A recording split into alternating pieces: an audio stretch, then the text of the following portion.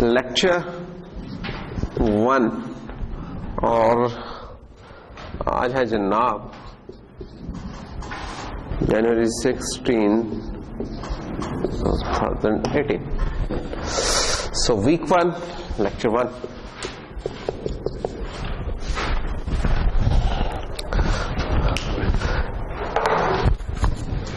Course है हमारा data structures and algorithms, और क्या है कि इसका प्री रेक कौन सा है 106 है, जो कि आपने पिछले स्प्रिंग में पढ़ा था, ऐसा ही है। तो ये तकरीबन कह लेंगे आपका एक सेमेस्टर के गैप के बाद आता है, क्योंकि थोड़ा गैप के बाद आता है तो हम उसके हिसाब से थोड़ी सी इसकी कुछ टॉपिक्स को रिवाइज भी कर लेंगे, एक हफ्ता 1.5 हफ्ता लगा के, ठीक है, ताकि जो लोग जरा भूले हुए हैं जरा दोबारा इन एक्शन आ जाए। तो लैब इंजीनियर आपके इसमें आसिम होंगे जो कि कम्युनिकेशन लैब में होते हैं, ठीक है। लैब आपकी उधर हुआ करेगी। कोर्स वेबसाइट वगैरह मैं अपडेट कर दूंगा। मैं खोल रहा था तो अभी खोल नहीं रहा था पेज, तो मैं ड्रॉपबॉक्स फोल्डर वो दोबारा अपडेट कर दूंगा तो आपको बता दूंगा। तो बाकी तो ये 3+1 है हमारा, 3 हमारे ये कॉन्टेक्ट आवर्स है। इस बार 1 आवर की भी क्लासेस और 1.5 आवर की भी है, तो हमारी 1.5 आवर की हुआ करेंगे ट्यूसडे और थर्सडे को सेम टाइम, यानी कि 3:30 बजे हुआ करेगी, 3:30 से 5 तक चला करेगी। तो बाकी कोर्स के ऑब्जेक्टिव क्या है हमारे? कोर्स के ऑब्जेक्टिव जो से हैं ये थोड़ा सा जो भी कोर्स पढ़ाया जाता है उसका एक डिफरेंट कुछ हो सकते हैं गोल्स क्या। कोर्स के जब एंड हो जाए, खत्म हो जाए, तो कोर्स खत्म होने पे आप में क्या चेंज आई है या आप से क्या एक्सपेक्ट किया जा सकता है, ये हमारा ऑब्जेक्टिव में आ जाएगा। तो इसमें यह कि हम चाहते हैं कि यार जब हम ये कोर्स पढ़ लें तो हम कोई भी हमें कोई प्रॉब्लम दी जाए उसके लिए हम एक ऑप्टिमल डेटा स्ट्रक्चर सेलेक्ट कर सकें, और उस प्रॉब्लम को सॉल्व करने की कोई एल्गोरिथम है वो भी हम कोई ऑप्टिमल सेलेक्ट कर सकें, सेलेक्ट करने के काबिल हो सकें हम। सेकेंडली, क्योंकि आप लोगों ने प्रोग्रामिंग जो सी 106 है C++ में की है, तो उसकी एक बड़ी शानदार लाइब्रेरी होती है स्टैंडर्ड लाइब्रेरी। तो हमारी ये कोशिश होगी कि जो बनी बनाई लाइब्रेरी है जिसमें बनी हुई बहुत सारी चीजें पड़ी हुई हैं, हम उन्हें इस्तेमाल करना सीख सकें, ठीक है। तो स्टैंडर्ड लाइब्रेरी है, इसको STL भी बोलते हैं, स्टैंडर्ड टेम्पलेट लाइब्रेरी। तो इसके अंदर हमारे बहुत सारे डेटा स्ट्रक्चर्स पड़े हुए हैं, एल्गोरिथम्स पड़े हुए हैं। तो हमारी एक एफर्ट ये होगी कि हम इन चीजों को जो पड़ी हुई हैं ऑलरेडी उनको यूज करने के काबिल हो सकें। और फाइनली सिर्फ यही नहीं कि हम सिलेक्शन और यूज ही करते रहे, फाइनली हमें इस काबिल भी होना चाहिए कि हम कोई सी प्रॉब्लम को एनालाइज करके उसको एनालाइज करके हम कोई उसके लिए कोई कस्टमाइज डेटा स्ट्रक्चर डेवलप करना है तो वो कर सकें, ठीक है, या कोई एल्गोरिथम कोई बनाना है तो वो हम बना सकें। तो ये हमारा थर्ड गोल। तो ये 3 गोल्स हैं हमारे, ठीक है। इन जनरल ये होता है कि जो कोर्स ऑफर किया जाता है डेटा स्ट्रक्चर्स एंड, अच्छा एक तो कोर्स का नाम ही बड़ा डिस्क्रिप्टिव है कि डेटा स्ट्रक्चर्स एंड एल्गोरिथम्स, ये 2 चीजें इकट्ठी कंबाइन हो गई हुई हैं इस कोर्स में। CS वाले ये होता है कि एल्गोरिथम्स का एक अलग कोर्स भी पढ़ रहे होते हैं, और मास्टर्स लेवल पे भी आके कोई एडवांस एल्गोरिथम्स का इसका कोर्स होता है, ठीक है। हमारा क्योंकि ये आप लोगों का प्रोग्रामिंग का आखिरी कोर्स है, या आप EE वालों का ये प्रोग्रामिंग का आखिरी कोर्स है जिसे कहना चाहिए। उसके बाद फिर आपके दूसरे ही हुआ करेंगे या अप्लाइड प्रोग्रामिंग हुआ करेगी। तो इसमें फिर ये कुछ चीजों को कंबाइन कर दिया हुआ है कि दोनों को ही हमने इसमें मिक्स कर दिया, और इसको हम जो सा करवा भी जो सा ऑब्जेक्ट ओरिएंटेड बेस्ड करवाएंगे, ठीक है। जो आपने क्लासेस बेस्ड चीजें पढ़ी थी ना पहले, हम उसी चीज को कंटिन्यू करेंगे। ये हम जो डेटा स्ट्रक्चर्स पढ़ेंगे ऊप बेस्ड होंगे, ऑब्जेक्ट ओरिएंटेड बेस्ड होंगे, ठीक है। क्योंकि ऑब्जेक्ट ओरिएंटेड बेस्ड होंगे तो हम उसकी थोड़ी सी रिवीजन आपको करवा देंगे, ताकि आप जब बनाएं चीजें तो आपको उसमें मुश्किल ना हो। चीजें वो आप लोगों ने पहले की हुई हैं उनका थोड़ा सा रिफ्रेशर करवा देंगे आपको। अच्छा, तो जो इन जनरल जो CS वालों को data structures and algorithms offer किया जाता है उसमें एल्गोरिथम्स पे थोड़ा सा ज्यादा जोर होता है, और डेटा स्ट्रक्चर्स भी उस तरह के जोर होता है कि जिसमें उनको उस तरह की लिमिटेशंस आगे फ्यूचर लाइफ में नहीं आएंगी, जिस तरह की हैसियत EEE के तौर पे, इलेक्ट्रिकल इंजीनियर के तौर पे आपको आ सकती हैं। आप लोगों ने जब फ्यूचर में काम करेंगे तो आपकी चीजें हो सकता है ऐसे जरूरी नहीं कि PC पे ही चल रही हो, वो किसी एम्बेडेड प्लेटफॉर्म पे चल रही होंगी, एम्बेडेड प्लेटफॉर्म से बड़ा ये कि आपको पता नहीं होगा कि यार यहाँ कोई कंप्यूटर लगा भी हुआ है कि नहीं लगा हुआ। फॉर एग्जांपल जौन सा हमारा मल्टीमीडिया, इसमें भी एक छोटा सा कंट्रोलर लगा हुआ है जो कि टाइमर शाइमर भी सेट कर रहा है, बाकी चीजें भी कर रहा है। अब इसके अंदर कोई सॉफ्टवेयर चल रहा है, उस सॉफ्टवेयर के अंदर कोई डेटा स्ट्रक्चर यूज हो सकता, हो रहे हो सकता है, बिल्कुल प्रिलिमिनरी सा काम। तो हमारा गोल होगा कि हम इस तरह के डेटा स्ट्रक्चर्स पे फोकस करें, इस तरह की टेक्निक्स पे फोकस करें कि जो आप लोग बहैसियत इलेक्ट्रिकल इंजीनियर आपके लिए यूजफुल हो। तो हमारा कोर्स बिल्कुल उस तरीके से नहीं होगा कि जैसे सीएस वाले के ऑफर किया जा रहा होता है, हमारा थोड़ा सा हटके होगा। हम उन टेक्निक्स के ऊपर ज्यादा जाएंगे कि जो कि आप प्रैक्टिकली फिर बाद में यूज भी कर सकें एज एन इलेक्ट्रिकल इंजीनियर, उन चीजों को अप्लाई कर सकें। ठीक है, तो हमारा बहुत जो रिगोरस किस्म के डेटा स्ट्रक्चर्स हैं उनके ऊपर जोर नहीं होगा, लेकिन ऐसे स्ट्रक्चर्स पे जरूर होगा जिनका फुटप्रिंट, मेमोरी वगैरह कम यूज कर रहे होंगे, उनकी परफॉर्मेंस अच्छी होगी, उन चीजों में हमारा थोड़ा सा ज्यादा जोर होगा। तो ये हमारे ऑब्जेक्टिव है। अच्छा, दूसरा ये कि फिर जो इन जनरल कोर्सेज ऑफर होते हैं उसमें जो पहला पॉइंट है ना, पहला और दूसरा पॉइंट सिलेक्ट और यूज है, उसके ऊपर कोई ज्यादा जोर नहीं होता। इन जनरल जो कोर्सेज ऑफर होते हैं सीएस वगैरह में, उसमें तीसरे पॉइंट पे ज्यादा जोर होता है, एनालाइज एंड डेवलप का, क्या आप बनाए स्क्रैच से। अच्छा, उसमें इस तरह के हम सीखेंगे कि बनाते कैसे हैं, लेकिन बहुत सारी चीजें ऐसी हैं कि जो कि लोगों ने बना के उसे मैच्योर कर दिया। मैच्योर करने से बात यह कि एक बहुत अच्छे तरीके से इंप्लीमेंट कर लिया हुआ है, अब हम उन्हें दोबारा इंप्लीमेंट करने लगे तो हम उस लेवल को अचीव नहीं कर सकेंगे। हम ये कि उन्हें अप्रिशिएट कर सकें कि वो क्यों हम उन्हें अच्छा कह रहे हैं, हम ये अप्रिशिएट करना सीखेंगे। और जब अप्रिशिएट करना सीख लें और देख लेंगे उनके फाइन पॉइंट्स क्या है, फिर हम उनको यूज करें, क्योंकि यूज करना हमें आता हो कि चीजें जो बनी हुई उन्हें यूज कैसे करना है। अगर ये हम काम कर लेंगे तो इससे हमारी आपकी जो प्रोग्रामिंग की जिंदगी है वो काफी आसान हो सकती है। ठीक है, आपको हर चीज जिसे कहते हैं ना कि व्हील को री इन्वेंट करना, तो व्हील री इन्वेंटिंग हम चाहेंगे कि आप करें। आपको पता हो कि यार व्हील्स में वो कौन से फीचर इनकी होता है, ये व्हील उस व्हील से बेहतर है, उसके बाद हम उस व्हील को जैसे इस्तेमाल करें, हमारा ये गोल होना चाहिए। ठीक है, तो हमारा ये जो पहले एक दो पॉइंट है ना, ये हमारे थोड़े से यूनिक टू दिस कोर्स होंगे कि हम बाकी जो डेटा स्ट्रक्चर के कोर्सेज होते हैं उससे कि हमारा ये फोकस ये होगा कि हम अप्रिशिएट कर सकेंगे फाइन पॉइंट्स के डेटा स्ट्रक्चर्स के, और फिर जो भी अवेलेबल है डेटा स्ट्रक्चर्स उनमें से सिलेक्ट करके उन्हें यूज कर सकें, ये हमारा गोल होगा।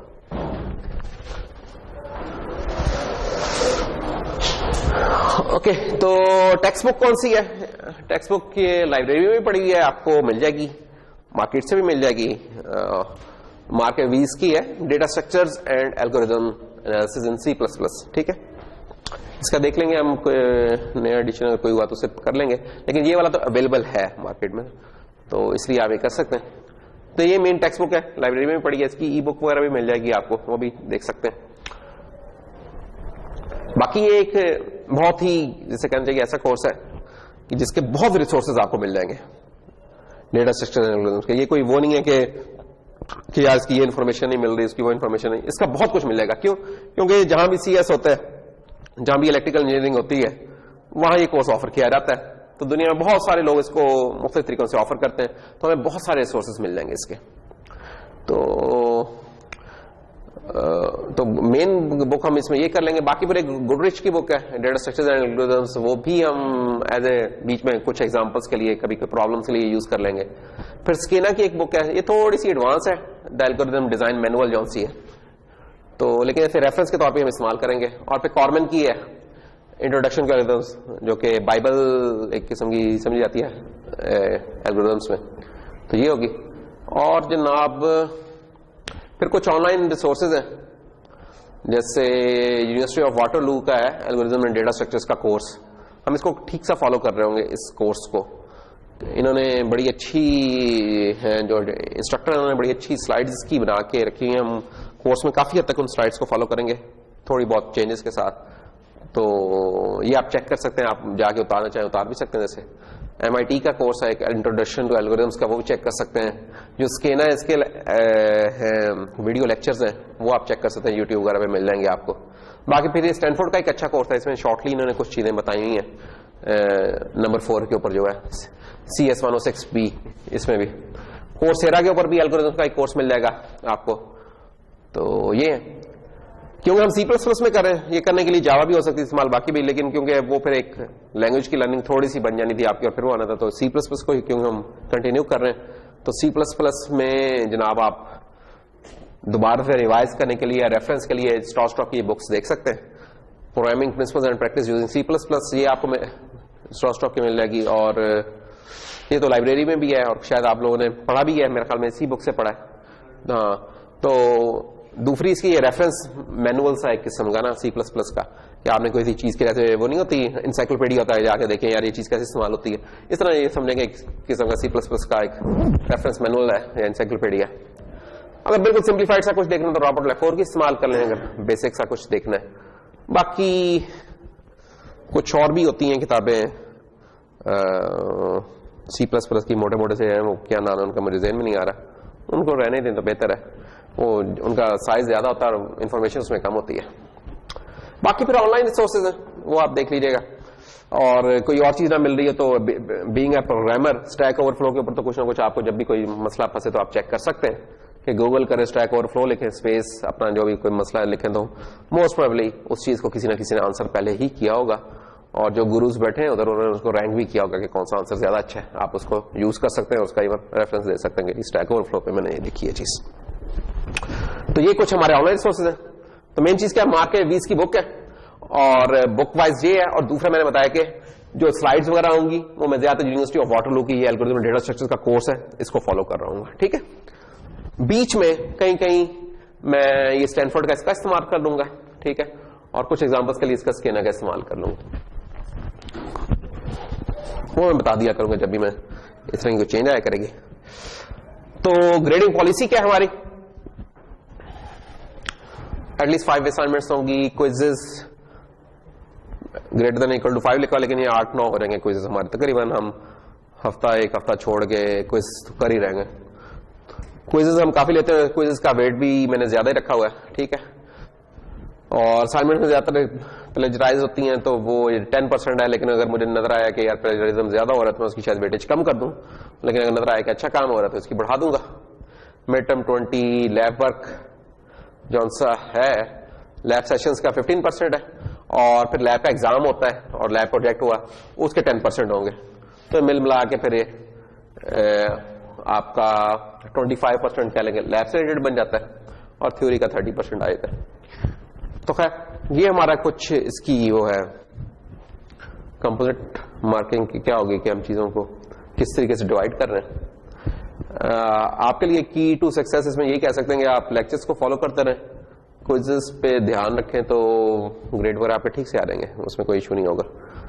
बाकी लैब्स को तो करें, क्योंकि लैब्स के बगैर कोई भी आपकी इलेक्ट्रिकल इंजीनियरिंग की लैब है, जब तक लैब नहीं करते तो आपका झाका नहीं खत्म होता, ये याद रखने की बात है।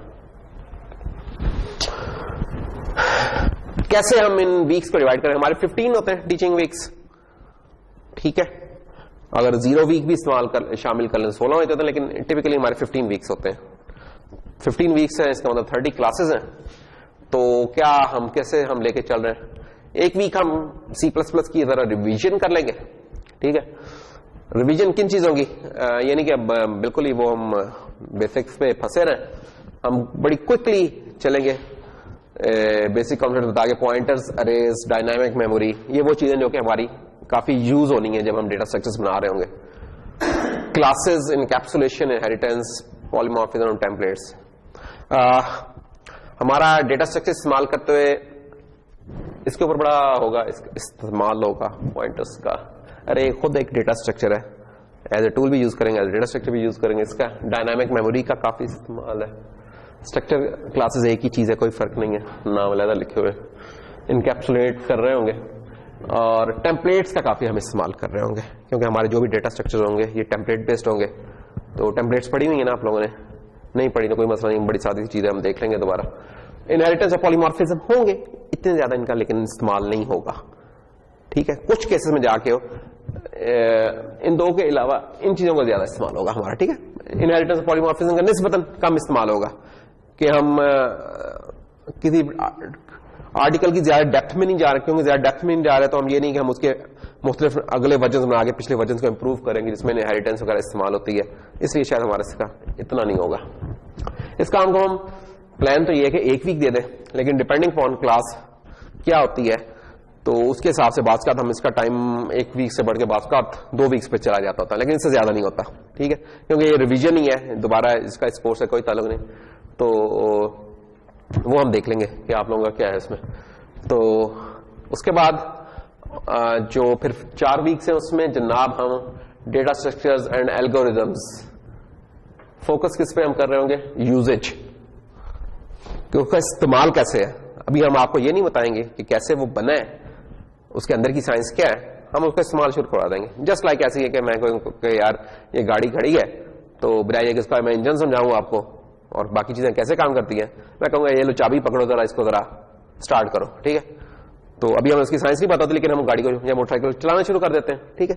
तो ऐसे ही हमें साइंस अंदर की अभी इतनी नहीं पता होगी, लेकिन हम जरा उन चीजों को जरा इस्तेमाल करना शुरू कर लेंगे, पता चले हमारी वोकैबुलरी में है कि यार चीजें क्या है, और फिर हमें पता चलेगा कि अच्छा यार ये गाड़ी, ये ट्रक, इसमें ये मसले हैं, इसमें ये फायदा हो रहा है। जब ये हमें कर लेंगे तो फिर हम उसके बाद आगे चलेंगे। तो हमारा इसके ऊपर ठीक से टाइम लग रहा है, 4 वीक्स तकरीबन हम लगा रहे होंगे इसके ऊपर। इसमें हम स्टैंडर्ड लाइब्रेरी के ऊपर फोकस होगा हमारा, और ये जो कुछ पॉपुलर डेटा स्ट्रक्चर्स है ना जो अवेलेबल है, इनको हम इस्तेमाल करेंगे। इस्तेमाल ये नहीं कि हम बताएंगे कि बना कैसे है, इस्तेमाल उनका सीखेंगे कैसे, क्योंकि ये चीज हम कर लें तो बाद वाली लाइफ में ना, इस कोर्स के बाद आप लोगों का ज्यादा चीज जो सबसे यूजफुल होगी ना इस कोर्स की, वो ये वाली होगी कि जो आपने इस्तेमाल सीखा होगा। इन चीजों का इस्तेमाल अगर आपने आ गया होगा ना, तो इसका आपको बाद में बड़ा फायदा होगा। तो इसमें फिर हम vector, string, list, deck, set, map, circle, इनको हम देखेंगे, और एल्गोरिथम कुछ पॉपुलर जो सर्चिंग के, सॉर्टिंग के और ये इस तरह के, ये इनको हम देखेंगे। ग्रेडी और बैक ट्रैकिंग ये जस्ट डिस्कस होंगे, लेकिन इनके ऊपर हम थोड़ा सा इस्तेमाल जरा ज्यादा करेंगे। तो ये यूजेज है इसका, 4 वीक्स ये चलेगा। यूजेज कर लिया, चीजें पता चल गई, अब हम करेंगे अच्छा अब हम इस बेहतर है कि अब हम चीजों को डिजाइन फेज में आए। अब हम ये जो चीजें इस्तेमाल की थी, ये चीजें हम जिन चीजों से बनी है वो कैसे बनी है, उनको जरा खुद बनाने की कोशिश करके देखें। तो ये डिजाइन में हम आ जाएंगे, डेटा स्ट्रक्चर्स के डिजाइन में। तो इसमें हम फिर link list, stack, Q, tree, hash, graph, heap, ये वाली चीजें जो सी हैं ये हम बनाएंगे। अच्छा, और ये डेटा स्ट्रक्चर से रिलेटेड है, और एल्गोरिथम से रिलेटेड उनका कंप्लेक्सिटी एनालिसिस, और फिर ये जो सर्चिंग सॉर्टिंग एल्गोरिथम ये भी हम बनाएंगे या इवॉल्व करेंगे कि यार कैसे मुख्तलिफ जो सर्चिंग में या सॉर्टिंग में मुख्तलिफ एल्गोरिथम्स के ऑप्शंस हैं वो कैसे हैं। तो ये है हमारा टेंटेटिव कोर्स प्लान जो कि हमें चीजें करनी है, और अगर ये चीजें हम सही तरीके से कर लेते हैं तो जो काम प्रोग्रामिंग में आजकल आप लोग कोई 3 हफ्ते लगा के करते हैं अगर किसी टास्क को, तो वो अगर इन चीजों को आप पढ़ लेंगे तो हो सकता है 3 दिन में आप कर लिया करें, कि आपके पास ऐसी टूल्स अवेलेबल होंगे कि आप उनसे वही वाला काम बहुत क्विकली कर लेंगे, जो कि जिसमें कम एरर्स होंगे, और ऐसा वो कोड होगा जो कि फ्यूचर में जिसे आप चेंज करना आसान होगा बजाय उस कोड के जो कि आप टोटली खुद लिख रहे हैं। तो ये वाली चीजें हम कर लेंगे तो हमारा ये है कि हमारी लाइफ काफी एफिशिएंट हो जाएगी, जो प्रोग्रामिंग लाइफ है।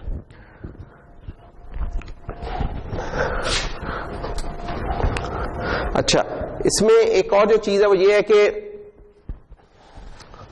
शुरू में हम चीजों को प्रोग्रामिंग की तरफ होगा हमारा, जैसे मैंने बताया कि प्रोग्रामिंग की थोड़ी प्रैक्टिस करा दी, शुरू में जो चीजें कुछ इस्तेमाल करेंगे हम उसको प्रोग्राम भी कर लेंगे, लेकिन आहिस्ता आहिस्ता हम प्रोग्रामिंग से थ्योरी की तरफ मूव करते हुए चले जाएंगे। ठीक है, एक स्विच ओवर पॉइंट आएगा कि जब हम सिर्फ एल्गोरिथम डिस्कस किया करेंगे, मैं कोई not single line of code लिखा हूंगा क्लास में, मैं सिर्फ उसका एल्गोरिथम डिस्कस किया करूंगा, वो वाले काम सारे आप लैब के अंदर कर रहे होंगे। ठीक है, शुरू में होगा कि शुरू में कुछ चीजें प्रोग्राम करवाया करेंगे हम, ठीक है, लेकिन मिड टर्म जब गुजरना है आपका, या मिड टर्म से पहले थोड़ा, तो हमारा थ्योरी की तरफ ज्यादा फोकस हो चुका होगा, और हम एज्यूम कर रहे होंगे कि ये वाली चीजें हम लैब के अंदर करवा रहे हैं, नहीं तो वो फिर रेपिटेशन हो रहेगी और हम कोर्स में आगे नहीं जा सकेंगे।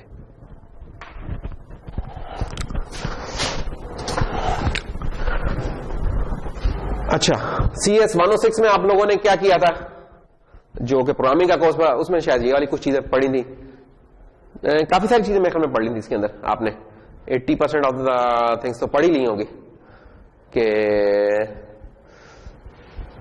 आप लोगों को कंसोल आयो का बड़ा शौक है, सी आउट सी इन का, जो कि पूरे कोर्स में आपने की होगी बड़ी खुशी खुशी से, तो वो तो की हुई है पहली लाइन। फिर लूप्स, ऑपरेटर्स, पैरामीटर पासिंग, ये भी आपको आती है। सिलेक्शन स्टेटमेंट्स जैसे इफ एल्स वगैरह, स्विच स्टेटमेंट्स, ये भी आपने की हुई है। अरेज, स्ट्रिंग्स पे काम किया हुआ है। एक्सेप्शंस पे शायद नहीं किया आपने काम, वो कोई इतनी कोई बड़ी चीज नहीं है, वो हम बता देंगे, कोई इतनी नहीं है। एक्सेप्शन हैंडलिंग कैसे होती है अगर नहीं किया तो, अगर किया तो ठीक है। डिबगिंग वगैरह शायद आपने जब प्रोग्राम बनाया होगा तो डिबग करना सीखा होगा, नहीं किया तो वो मैं रिकमेंड करूंगा कर ले, इसके बाद प्रोग्रामिंग का मजा नहीं है, या एक लेवल से आगे जाती नहीं है फिर प्रोग्रामिंग। फाइल इनपुट आउटपुट ये आप लोगों को आता होगा, नहीं आता तो कोई मसला नहीं होता। ये ऐसे ही है जैसे वो कंसोल से आई होती है, वो कंसोल पे होती है, ये फाइल के साथ होती है। तो 10 मिनट लगाएंगे तो हम फाइल से इन आउट करना शुरू कर देंगे, तो इसमें कोई लंबी कहानी नहीं है। पॉइंटर्स अगर आपने कर लिए, अनसेफ कोड का भी नहीं पता आपको कि वो क्या होता है, लिंक लिस्ट की पता नहीं एग्जांपल आपने की है कि नहीं की, इट डिपेंड्स। तो बाकी मल्टी डायमेंशनल अरेज शायद कर ली है, एल्गोरिथम शायद सर्च के नहीं किए, इट डिपेंड्स। सॉर्टिंग एल्गोरिथम्स पता नहीं कि चीजों को आपको नंबर लिस्ट दे दें, उससे आप सॉर्ट कर ले, पता नहीं आपने किया है नहीं किया है, it depends. Object oriented design शायद थोड़ा सा आपने कर लिया हुआ है, जिसमें आपने चीजों को इनकैप्सुलेट कर लिया होगा, इनहेरिटेंस को शायद थोड़ा सा इंट्रोड्यूस करवा दिया होगा आपको।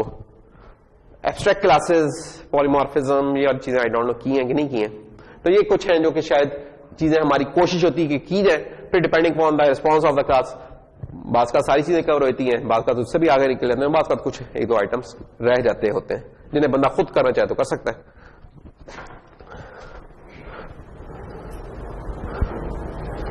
तो खैर, तो इंट्रो टू जो कंप्यूटर प्रोग्रामिंग में किया था वो बेसिक्स थी बेसिकली, ठीक है।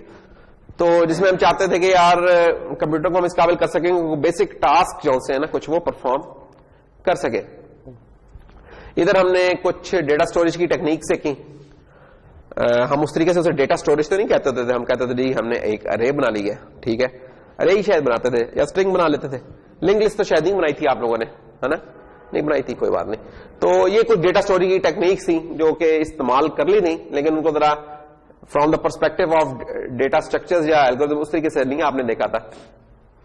सर्चिंग और सॉर्टिंग का, सर्चिंग का ये होता है कि आपको कोई अरे दे दी जाए, उसमें ढूंढा जाए कि यार कि कोई नंबर मौजूद है कि नहीं, शायद इस तरह का कोई एग्जांपल की हो या असाइनमेंट में कोई प्रॉब्लम किया हो, उसे टोटल आपने फोकस करके शायद डिस्कस ना किया हो, ये चीजें हो सकती हैं। इस कोर्स में हम कहते हैं कि जो आपने पहले प्रॉब्लम सॉल्विंग सीखी है, अब हम उन्हें जरा कोई अच्छे तरीके से परफॉर्म कर सकें। पहले तो हमारा गोल था कि यार चीज एक हो जाए तो बड़ी बात है, अब चीजें करना तो आ ही गई हैं हमें किसी ना किसी तरीके से, थोड़ा बहुत हम कर लेते हैं, थोड़ा आइडिया लगाते हैं, बात नेट से देखते हैं, ये वो कर करा के हो जाता है। लेकिन अब हम चाहते हैं कि यार जो काम करें उसे नेक्स्ट लेवल पे लेके जाए। तो हम चाहते हैं कि यार जो प्रॉब्लम है उसका हम देख लिया करेंगे, अगर किसी ने एल्गोरिथम को बना के रखा हो तो क्यों ना उसको यूज कर लिया जाए, ठीक है। क्योंकि सारी चीजें अगर हम खुद करने लगे तो बस हम इधर ही बैठे रहेंगे, कुछ आगे नहीं बढ़ सकेंगे। तो हम देखेंगे यार कोई एल्गोरिथम है तो वो देखें, नहीं तो फिर बना ले वो एल्गोरिथम के अच्छे तरीके से क्या होता है। और इसी तरह हम देखेंगे डेटा स्ट्रक्चर्स क्या हैं जो कि हमारे for a given problem data को स्टोर मॉडिफाई करने का काम अच्छे तरीके से कर सकते हैं। ये हर प्रॉब्लम की अपनी नेचर होगी, किसी में हमें किसी और किस्म की एक्सेस चाहिए होगी, कोई और प्रॉब्लम आएगा उसमें हमें किसी और तरीके की डेटा स्टोरेज चाहिए होगी। तो ये वाला हमारा कुछ गोल्स है। अच्छा, अभी तो शायद अभी ये भी लफ्ज आपके लिए कुछ अजीब अजीब से सुनने में लग रहा हो कि डेटा स्ट्रक्चर पता नहीं मैं कहीं जा रहा हूं। अब ये डेटा स्ट्रक्चर क्या, ये डेटा स्ट्रक्चर वही वाला स्ट्रक्चर है, इसमें इस्तेमाल होते हैं स्ट्रक्ट करके डिफाइन करते हैं कि क्या चीज है। अभी तो शायद अभी जेन में यही चीजें फंसी हुई हैं, तो ये वाली टर्म्स हम भाई हम क्लियर कर लेते हैं। खैर, तो डेटा स्ट्रक्चर बेसिकली आप कह सकते हैं कि यार कि डेटा को स्ट्रक्चर कैसे करना है। ये नहीं कि data structure as a programming technique है, इसको ये समझें कि आप डेटा स्ट्रक्चर से मुराद है कि डेटा को स्ट्रक्चर कैसे किया जाएगा, स्ट्रक्चर कैसे किया जाएगा या ऑर्गेनाइज कैसे करें हम डेटा को, ठीक है। ये एक हमारी काफी एक इंपॉर्टेंट प्रॉब्लम है। जब भी कोई टास्क आता है उसमें डेटा को ऑर्गेनाइज करने के अपने अपने तरीके हो सकते हैं, ठीक है। एक ही प्रॉब्लम को 10 तरीके से उसमें डेटा को ऑर्गेनाइज किया जा सकता है, लेकिन हर तरीका एफिशिएंट नहीं होता। हर केस में कुछ डेटा स्ट्रक्चर अच्छा परफॉर्म करेंगे, कुछ अच्छा परफॉर्म नहीं करेंगे। तो हम ये नहीं कह सकते कि there is some ultimate data structure की यार ये डेटा स्ट्रक्चर इस्तेमाल कर लो और कामयाबी तुम्हारा मुकद्दर है, ऐसा नहीं है कुछ। हर प्रॉब्लम की एक यूनिक रिक्वायरमेंट होती है और उसके हिसाब से कुछ यूनिक किस्म के डेटा स्ट्रक्चर्स होते हैं जो कि हम इस्तेमाल कर रहे होते हैं। तो ये जो चॉइस है ये डिपेंड कर रही है हमारी रिक्वायरमेंट्स पे कि रिक्वायरमेंट्स क्या है हमारी। मसलन ये अभी हम यही मुख्तलिफ प्रॉब्लम्स देखना चाहते हैं, क्या प्रॉब्लम्स है। मसलन ये देखें, हम चाहते हैं कि हम किसी अरे की kth एंट्री एक्सेस करना चाहते हैं, किसी अरे की kth एंट्री एक्सेस करना चाहते हैं। अब इसको एक्सेस करने के ना मुख्तलिफ तरीके हैं। अरे जो आप लोगों ने पढ़ी हुई है ना, ये एक रॉ खतरनाक बट सुपर एफिशिएंट एक डेटा स्ट्रक्चर है। बहुत एफिशिएंट है, कोई ओवरहेड नहीं इसका, इंतहाई एफिशिएंट, स्पीड वाइज बड़ा आला किस्म का। लेकिन कुछ मसले मसाइल है, जहां भी फिर स्पीड आती है वहां कुछ उसके ड्रॉबैक्स भी होते हैं, कुछ उसके मसले भी होते हैं कि गलत इस्तेमाल हम कर लें या कुछ और इस तरह के हो सकते हैं मसले उसके, लेकिन है बड़ा एफिशिएंट। तो अगर मैंने एक्सेस करना हो कि मैं कहूं कि यार मेरे पास ना 10 आप लोगों के हैं 10 स्टूडेंट्स हैं और उसमें मैं कहता हूं यार छठे स्टूडेंट का मुझे बता दो जीपीए क्या है, ये वाला अगर मैंने काम करना है ना, तो ये काम जनाब अरेज के लिए आइडियल है। क्यों आइडियल है? क्योंकि अरे जौन सी है ना, ये आपको रैंडम एक्सेस देती है।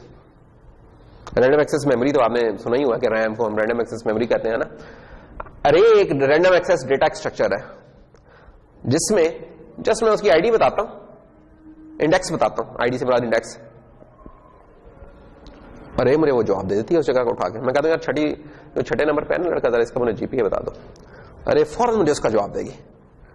ठीक है, सिंगल यूनिट ऑफ टाइम में उसका मुझे जवाब मिल जाएगा। 5वें का दे दो जी, 5वें का दे देगी।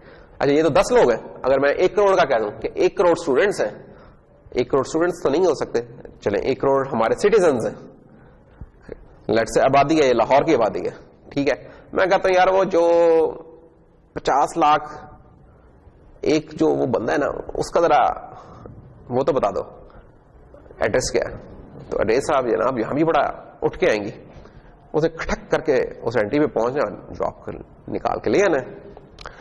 तो ये अब इस तरह की प्रॉब्लम है। अरे बहुत अच्छी, जहां आपको रैंडम एक्सेस चाहिए वहां समझ लेंगे यार अरे का कोई ना कोई जिक्र हो ही जाना है उस जगह पे।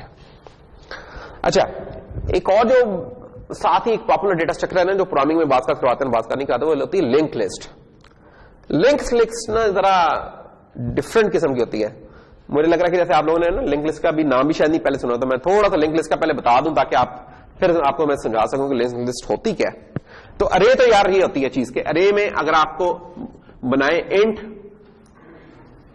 अरे, लेट्स से मैं 5 एलिमेंट्स की अगर अरे बनाऊं तो क्या होगा,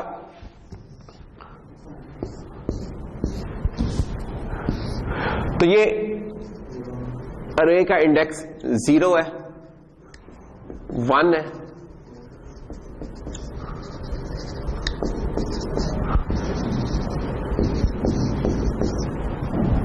ये अरे है। अच्छा इस पिक्चर में काफी अरे से मुतल्लिक इंफॉर्मेशन छुपी हुई है, अगर आप गौर करें तो वो आप निकाल सकते हो सारी इंफॉर्मेशन।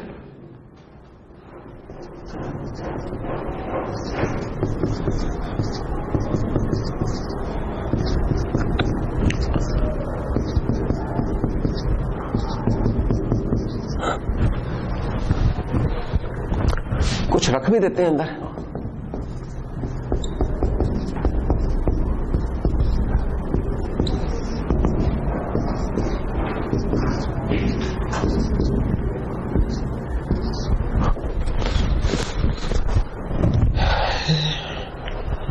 ये इस अरे एक अरे बनाई है हमने, 5 एलिमेंट्स की अरे है और पीछे उसकी डेटा टाइप लिखी हुई है जो कि इंट है।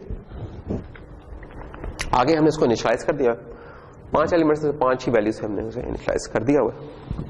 मेमोरी में वो कैसे पड़ी हुई होगी, मेमोरी में वो कुछ इस तरीके से पड़ी होगी। हमारी ख्वाहिश होगी कि जब भी हमको डेटा स्ट्रक्चर कोई भी चीज बनाए हमें पता हो कि मेमोरी में वो चीज कैसे बन रही है। बहुत इंपॉर्टेंट है, बहुत ज्यादा इंपॉर्टेंट है। अगर हमें पता फौरन दिमाग में अगर हम विजुलाइज कर सकते हैं मेमोरी में चीज कैसे पड़ी है तो समझें कि आपको ठीक सी प्रोग्रामिंग आ गई हुई है। ठीक है कि ये स्टेटमेंट जब लिखी है तो आपके दिमाग में आ जाना चाहिए कि यार कुछ इस तरीके से चीज पड़ी हुई है। इधर अगर आप देखें तो मेमोरी में पड़ी हुई है।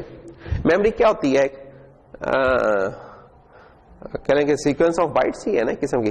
ठीक है, ऐसी सीक्वेंस जिसमें हम कोई एड्रेस बता दें तो उस जगह से उठ के वैल्यू आ जाती है हमारी। तो ये अरे जब मेमोरी में जाएगी तो किसी अरे लेट्स से कि ये एड्रेस है, एड्रेसेस नॉर्मली हम हेक्सा में लिख रहे होते हैं, इसलिए मैंने हेक्सा में लिखा। डेसिमल में लिख रहा था, डेसिमल में लिख सकते हैं, अभी मैंने हेक्सा में लिख लिया इसको। ठीक है, नॉर्मली हम पॉइंटर्स को हेक्सा में रिप्रेजेंट कर रहे थे, डील करना जरा आसान होता है उसमें। तो हमें पता है कि अरे का जो नाम होता है ना वो उसका स्टार्टिंग एड्रेस को रिप्रेजेंट कर रहा होता है। मेमोरी का जो स्टार्टिंग एड्रेस होता है उसको रिप्रेजेंट कर रहा होता है। अगर सिंपल अगर मैं लिख दूंगा ना सी आउट अरे, तो स्क्रीन के ऊपर क्या प्रिंट होगा,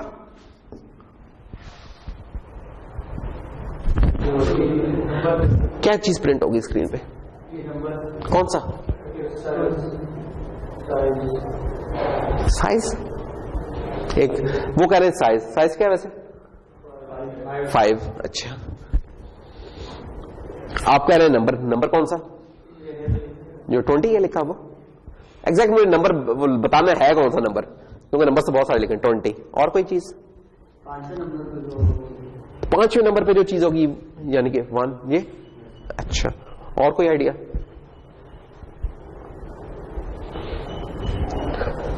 अरे को हम डिटेल में डिस्कस करेंगे इंशाल्लाह एक आधे हफ्ते तक। जस्ट टू स्टार्ट में, अरे का जो नाम होता है ना वो बेसिकली उसका एड्रेस होता है, अभी मैंने बताया था। तो जब हम ये वाली लाइन लिख रहे हैं ना तो स्क्रीन के ऊपर हमारे पास ये प्रिंट होगा उसका एड्रेस।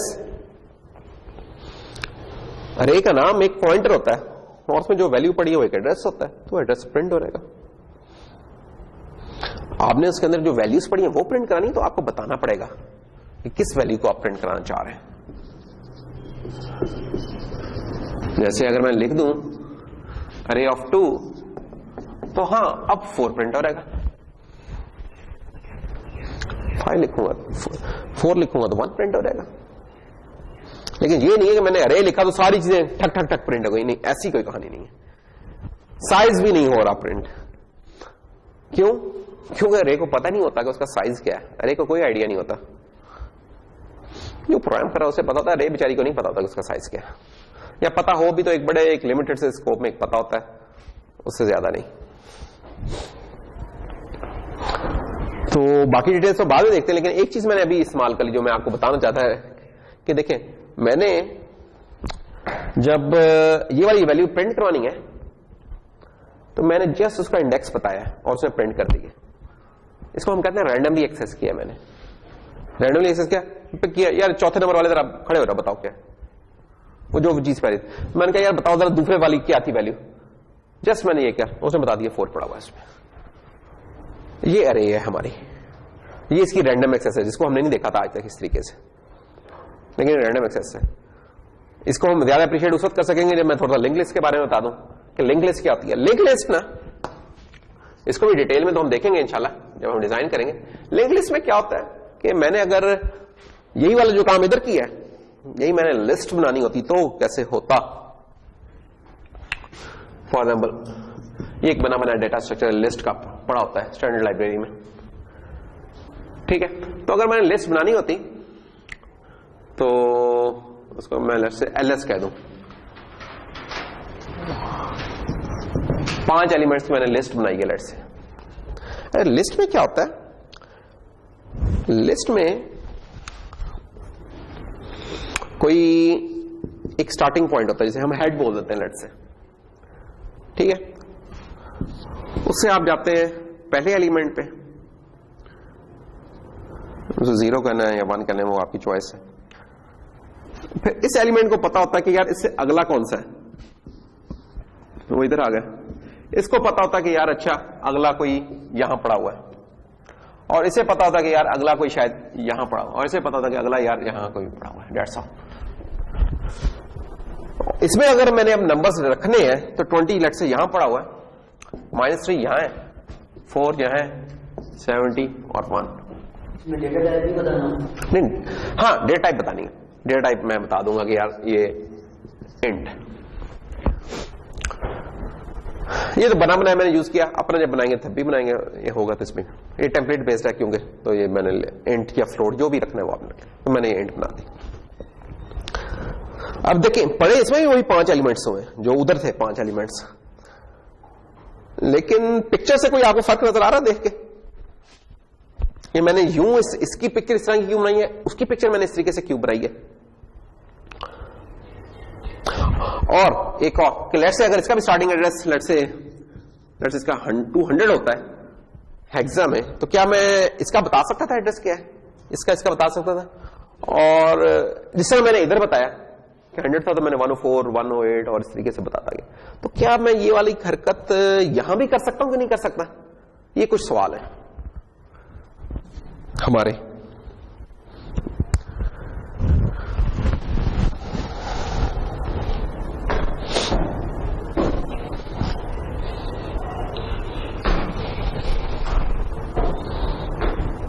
लिंक लिस्ट ऐसे ही है जैसे कोई वो नहीं होती, इंटेलिजेंस एजेंसीज होती हैं फॉर एग्जांपल, ठीक है। तो क्या है कि जी टॉप पे जो बॉस बैठा है उसे पता है उसके नीचे सबऑर्डिनेट कौन है, लेकिन उसे ये नहीं पता कि इसके आगे कौन काम कर रहा है, शायद उसे नहीं पता, हो सकता है किसी केस में पता, लेकिन हम एज्यूम करते हैं कि यार एक ऐसी हायरार्की बनाई है जिसमें डायरेक्ट लिंक का पता से अगले का नहीं पता हमें, तो इसे पता है यार ये जनाब है,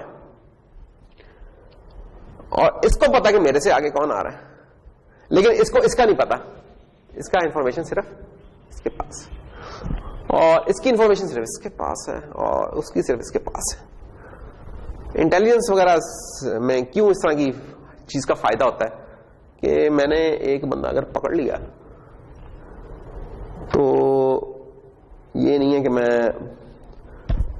आखिर तक पहुंच जाऊंगा, ठीक है। अगर मुझे इस बंदे का पता चल गया है तो ये नहीं कि मैं पूरी लिस्ट, पूरी सीक्वेंस का मुझे पता चल गया कौन कौन कौन कौन है तो सबको मैं अंदर कर दूं।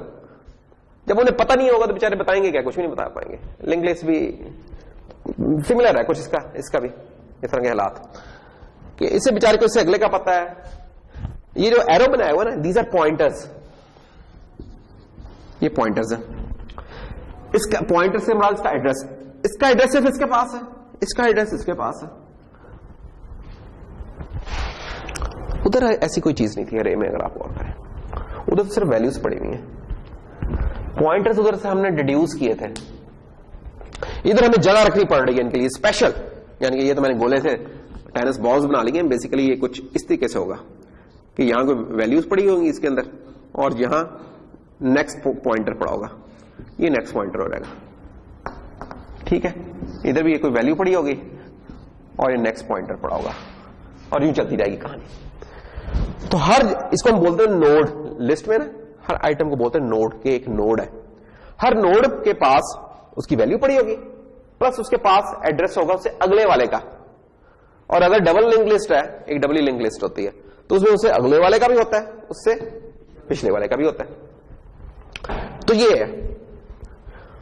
अब मैंने अगर कहूं, ये एक चीज मैंने बना दी और मैं कहूं कि यार मुझे वो वाला बंदा ढूंढ के लाओ जिसके पास 70 पड़ा हुआ है, तो मैं कैसे ढूंढूंगा? अरे में तो मैंने ढूंढ लिया था, मुझे पता है इंडेक्स उसका क्या है 3, दिया खड़क 70 प्रिंट हो गया, ऐसे हुआ था ना। इधर कैसे करूं? यहां डायरेक्ट पहुंचने का कोई तरीका ही नहीं है। क्यों? क्योंकि यहां इधर कोई चीज नहीं पड़ी है जिसके पास रिकॉर्ड हो कि यार ये बंदा इधर पड़ा, ये इधर पड़ा, ये इधर पड़ा, इधर कोई नहीं, किसी को नहीं पता। तो क्या होगा? मुझे स्टार्ट से शुरू करना पड़ेगा। मैं कहूंगा हाँ जी 70 है, नहीं है, आगे चलते नहीं। 70 है जी आपके पास, नहीं है, नहीं है, थ्रू प्रॉपर चैनल आना पड़ रहा है, एक से अगले से अगले से अगले। This is not random access, ये रैंडमली नहीं मैंने एक्सेस किया कि मैंने बस बताया और उठा के लिया, नहीं, एक एक सबके पास जाना पड़ रहा है, चेक करना पड़ रहा है। अगर है ओके जी, रुक जाएंगे, फिर हम नहीं तो उससे कहेंगे यार अगले वाले का एड्रेस तो दे भाई, उसने अगले वाले का एड्रेस दिया, आगे चले गया, उसके पास जाके चेक किया, मिल गया, नहीं, आगे चलो, यहां मिले, ओ आ गया जी, प्रिंट किया। एक सीक्वेंस में हमें काम करना पड़ रहा है कि हम एक ऑर्डर में शुरू होंगे, उस ऑर्डर पे चलेंगे और चलते चलते पहुंच जाएंगे इंशाल्लाह। 5 आइटम्स में तो कोई मसला नहीं है, लेकिन अगर यही 1 करोड़ होते, 1 करोड़ होते, 1 करोड़ की वही एक 10 मिलियन 1 करोड़ हो जाएंगे, तो 10 मिलियन साइज की वो अरे होती, 10 मिलियन साइज की ये लिंक लिस्ट होती। और इसमें मुझे कोई कहता कि यार मुझे इस आईडी कार्ड नंबर का बंदा चाहिए, तो उधर तो मैं रैंडमली एक्सेस करके मैंने उठा के ले आना था। यहां मुझे उन वर्स्ट केस में उस 1 करोड़ के 1 करोड़ में से शायद गुजरना पड़े और फिर मैं पहुंचूंगी, अच्छा वो ये है। फिर हो सकता है वो आखिरी आइटम हो उस जगह पे, हो सकता है कि पहला आइटम, ये तो लक है, लेकिन लक को हम यहां वेट नहीं करवा रहे, बेस्ट केस को नहीं हम देख रहे, हम वर्स्ट केस को देख रहे हैं। वर्स्ट केस में क्या होगा? वर्स्ट केस में 10 मिलियन टाइम्स हमें ढूंढना पड़ेगा जाके, तो फिर मिलेगा। इधर 10 मिलियन की रे है, ऑपरेशन सिंगल एक ऑपरेशन करेंगे, हमें वो चीज टक करके मिलेगी। तो ये ज्यादा एफिशिएंट है इस काम में, ठीक है। तो ये था हमारा कि kth एंट्री एक्सेस करनी हो तो अरे ज्यादा बेहतरीन है फिर इस काम में, लिंक लिस्ट रह जाती है, मेमोरी भी ज्यादा खाएगी। देखो एक तो डेटा रख रही है, 7 पॉइंटर रख रही है, डेटा यूजेज इसका डबल हो गया हुआ है, जो भी इसका साइज है लिंक लिस्ट का एटलीस्ट इससे डबल तो होना ही है, बाकी बातें तो बात की है। अच्छा अगर ये कहानी है तो फिर इसकी जरूरत क्या है लिंक लिस्ट की? मसला है कि हर जगह ये प्रॉब्लम नहीं होती, कुछ जगह प्रॉब्लम कुछ और भी हो सकती हैं। कुछ जगह ये प्रॉब्लम ये हो सकती है कि यार जो 1 करोड़ थे या 10 मिलियन थे, इस तरह के वो सिटीजन्स का डेटा था, तो इस तरह हुआ कि एक सिटीजन की हो गई है डेथ, तो एक रिकॉर्ड हमने उसमें से करना है डिलीट। अरे में कोई ऐसी चीज नहीं होती कि आप बीच में से कोई चीज निकाल सके बन गई सो बन गई, या तो पूरी खत्म हो गई या पूरी नहीं बनेगी, इस तरह कोई खाता नहीं होता। अरे के अंदर अगर आपने कोई चीज डालनी है तो उसके ऑपरेशन उतने ही पढ़ सकते हैं जितना अरे का साइज है। अगर मैंने इस जगह में कोई ऑपरेशन डालने तो मुझे एक नई अरे बनानी पड़ेगी, क्योंकि अरे का साइज फिक्स है, इसे चेंज ही नहीं कर सकते। सबसे बड़ा मसला ये है अरे का, इसे चेंज नहीं कर सकते। मुझे एक नई अरे बनानी पड़ेगी, उसमें ये आइटम्स कॉपी करूंगा, वो जो आइटम ऐड करना है वो करूंगा, बाकी आइटम से आगे करूंगा, फिर बनेगी। लिस्ट में क्या होगा? लिस्ट कहते हैं यार वो ये जो भाई साहब है ना ये फौत हो गए यार, इनका कोई मसला नहीं, ये ले ये जो नेक्स्ट पॉइंटर है ना वो इधर कर दो, एक ऑपरेशन। अब यहां नोड को डिलीट या इंसर्ट करना बहुत आसान है, सिंगल ऑपरेशन है। अरे में इंसर्ट और डिलीट करना एक अजाब है, कर ही नहीं सकते। इनफैक्ट हमें एक नई बनानी पड़ती है। गिवन अरे में ये जो कंपाइल टाइम अरे है इसमें पॉसिबल ही नहीं है कि हम चेंज कर सकें एक दफा, इसका जो बन गया है इसको चेंज नहीं कर सकते। या तो बनाते हुए हम बड़ी बना के रखें और उसमें गुंजाइश रखें, चेंज नहीं कर सकते इसको। इसके अंदर वैल्यूज चेंज हो सकती हैं। अच्छा ये जो मैं कर रहा हूं इसको कंफ्यूज नहीं करना है आपने, कि मैं ये नहीं कह रहा कि 70 की ब्रैक को 30 लिख दिया है, मैं ये नहीं कह रहा। मैं ये कह रहा हूं कि मैंने एक 30 की वैल्यू इंट्रोड्यूस करानी थी, तो मैं चाहता हूं कि यार वो 30 यहां रहे और 1 यहां रहे। मैं इंसर्ट कर रहा हूं कि भाई आप जरा उधर जाइए, इधर नीचे मैं एक और आइटम बना दिया, यानी साइज इसका 6 कर दिया, या इसको मैं डिलीट कर रहा हूं। ये डिलीट और इंसर्ट, ओवरराइट नहीं। Overwrite is something else, overwrite तो हम कर सकते हैं, ओवरराइट में कोई नहीं मसला। हम कह रहे हैं इंसर्ट करना या डिलीट करना, तो यहां ये बड़ा मुश्किल काम है। लिंक लिस्ट उठ के आती है इस तरह के कामों, कहते हैं जी को मसला ही नहीं, उसने सिंपल जो नेक्स्ट पॉइंटर है उसकी वैल्यू उसके साथ साइन कर देंगे, अल्लाह खैर सल्ला, एक सिंगल यानी कि उसमें वो हो रहेगा, चेंज हो रहेगा आपका। तो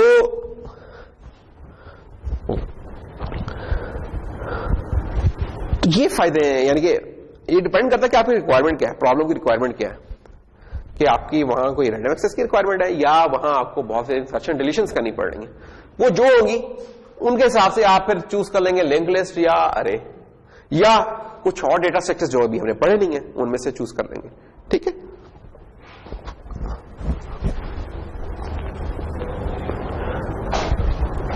ये वही चीज जो इंसर्शन की अभी आपको बताई है कि अरे के अंदर जब हम कर रहे होंगे तो अरे के अंदर मैंने एक एलिमेंट इंसर्ट किया तो बाकी तमाम मुझे कॉपी करने पड़ रहे हैं उससे आगे। इधर मैंने क्या किया, इधर मैंने लिस्ट हेड जो एक नया आइटम आया वो इसको पॉइंट करा, बाकी उधर के उधर ही पड़े, कोई चेंज नहीं उनमें। तो इंसर्शन और ये वाली चीजें इसमें बहुत आसान है, तो इसे हम कहेंगे कि इंसर्शन डिलीशन वेरी फास्ट है, जो मर्जी साइज हो। यहां बड़ा स्लो होता है, अरेज में स्लो होता है इंसर्शन डिलीशन। तो अगर आपका डेटा स्ट्रक्चर चेंज हो रहा हो तो फिर अरे एक अच्छी ऑप्शन नहीं है, फिर शायद लिस्ट ज्यादा बेहतर ऑप्शन होगी।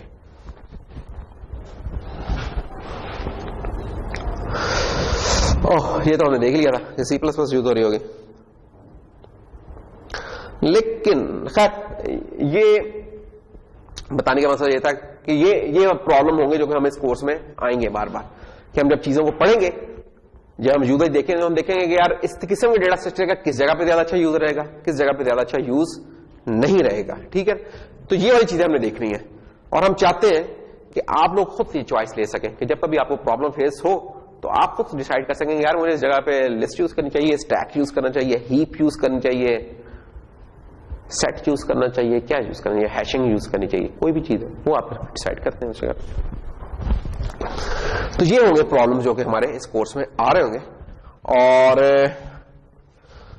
हमारे कुछ बेंचमार्क्स हुआ करेंगे जो कि हम देखा करेंगे हर प्रॉब्लम के लिए। क्या हम ये देखा करेंगे यार इसकी स्पीड कितनी है एक प्रॉब्लम को सॉल्व करने के लिए, वो कंपैरिजन करेंगे कि यार यही वाला प्रॉब्लम रे किस तरीके से सॉल्व करती है, यही वाला प्रॉब्लम लिस्ट किस हिसाब से सॉल्व करती है। एक बात स्पीड एक हमारा क्राइटेरिया, और दूसरा क्राइटेरिया हमारा मेमोरी, कि मेमोरी कोई कितनी खा रहा है। मेमोरी से खाने से क्या मुराद है कि कितनी बाइट्स ऑफ मेमोरी यूज हो रही है। फॉर एग्जाम्पल जब यहां मैंने 10 मिलियन रिकॉर्ड सेव करने थे तो 10 मिलियन इंटीजर्स चाहिए थे मेरे सेव करने के लिए। इंटीजर कितने बाइट्स का होता है, एक इंटीजर हमारा 4 बाइट्स का होता है, तो 10 मिलियन को मैं 4 से मल्टीप्लाई कर दूं तो 40 मेगाबाइट मुझे जगह चाहिए थी इस चीज को स्टोर करने के लिए। लिस्ट में वही काम करने के लिए वो वैल्यूज तो थी इंट टाइप की, 40 मेगाबाइट तो हो ही गए। पॉइंटर जो सा खुद है 32 बिट एनवायरमेंट में पॉइंटर भी 4 बाइट्स का ही होता है, तो डबल कर ले तो वही वाला काम लिंक लिस्ट 80 मेगाबाइट्स में कर रही थी कम से कम। थोड़ा बहुत और भी चीजें शायद कुछ हो, अगर ये तो सिंगल लिंक लिस्ट है ना, अगर डबल होती तो एक और पॉइंटर होना था, तो 80 पे 120 मेगाबाइट होना था। तो वही वाला काम जो ये 40 मेगाबाइट में कर रहा है, ये वाला काम इसने 120 मेगाबाइट में कर रहा है। तो हम देखेंगे ऐसे सिस्टम्स होंगे जहां हमारे पास मेमोरी जो भी इस्तेमाल कर ले इस तरह की लग्जरी नहीं होती। पीसी में तो होती है कि गीगाबाइट्स में लगी हुई है। हम जब देखेंगे एफपीजीए बेस्ड सिस्टम या कंट्रोलर बेस्ड सिस्टम में जाएंगे तो वहां देखेंगे हमारे पास मेमोरी जो सी है 1000 बाइट्स है, 2000 बाइट्स है, 16 किलोबाइट्स है इस तरह की। तो उधर हमें बड़े ध्यान से ये वाले डिसीजन लेने पड़ते हैं कि कौन सा डेटा स्ट्रक्चर यूज करें, ठीक है ना। तो ये हमारी 2 क्राइटेरियाज होंगे, स्पीड और मेमोरी यूजेज। तो हर डेटा स्ट्रक्चर का हम डिस्कस किया करेंगे कि स्पीड कितनी है और इसकी मेमोरी रिक्वायरमेंट कितनी है, ये 2 चीजें। और हम क्विज़ेस में पेपर्स में भी कोई चीज दे दिया करेंगे और पूछा करेंगे यार आप बताएं कि आपके ख्याल में इसकी ये कितनी है, तो इस तरीके से हमारे क्वेश्चन हुआ करेंगे। C++ बेस्ड है हमारा खाता, लेकिन जो याद रखने की बात वो ये कि हम इसमें C++ नहीं पढ़ा रहे हैं। जो रिफ्रेशर भी होगा वो date will be a refresher, जिसमें assumption ये होगी कि चीजों की बेसिक्स आपको पता है, भूल चुके हैं, कोई गर्द आ चुकी है उस गर्द को हम कपड़ा लगा के साफ कर देंगे, इससे ज्यादा नहीं। अगर आप ये समझ लेंगे हम पूरे के पूरा बताएंगे, नहीं ये नहीं होगा। ये रिफ्रेश करने का है। उसका तरीका ये है कि आपको जो पॉइंटर्स बताए हैं, आप चीजें के जो आर्टिकल मैंने चीजें बताएंगे जो ज्यादा यूज होंगी, पॉइंटर्स ज्यादा यूज होंगे, रेज ज्यादा यूज होंगी, डायनामिक मेमोरी का इस्तेमाल ज्यादा है, टेम्पलेट्स का इस्तेमाल ज्यादा है। ये 4-5 चीजें जो सी ये आप पढ़ लें खुद, ये 2 दिन में आप पढ़ सके रिफ्रेश कर सकते हैं। बाकी तो हम इधर भी देख लेंगे फिर।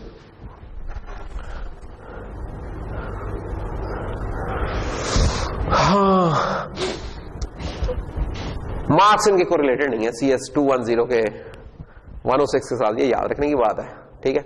उधर आपका फोकस था लैंग्वेज के ऊपर, यहां हमारा फोकस है एल्गोरिथम्स पे, और लैंग्वेज एज ए टूल इस्तेमाल हो रही है उन डेटा स्ट्रक्चर्स को बनाने में, ठीक है।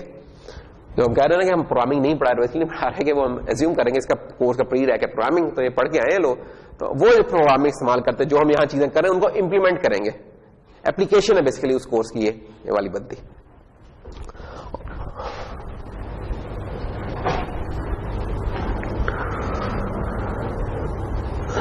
ये जस्ट हमारी जनरल कुछ टिप्स एंड ट्रिक्स कह सकते हैं कि it varies with every person, लेकिन इन जनरल आप 2-3 दफा कोई चीज पढ़ लें तो आपके जहन पे उसका इंप्रेशन थोड़ा बहुत रह ही जाता होता है, ठीक है ना।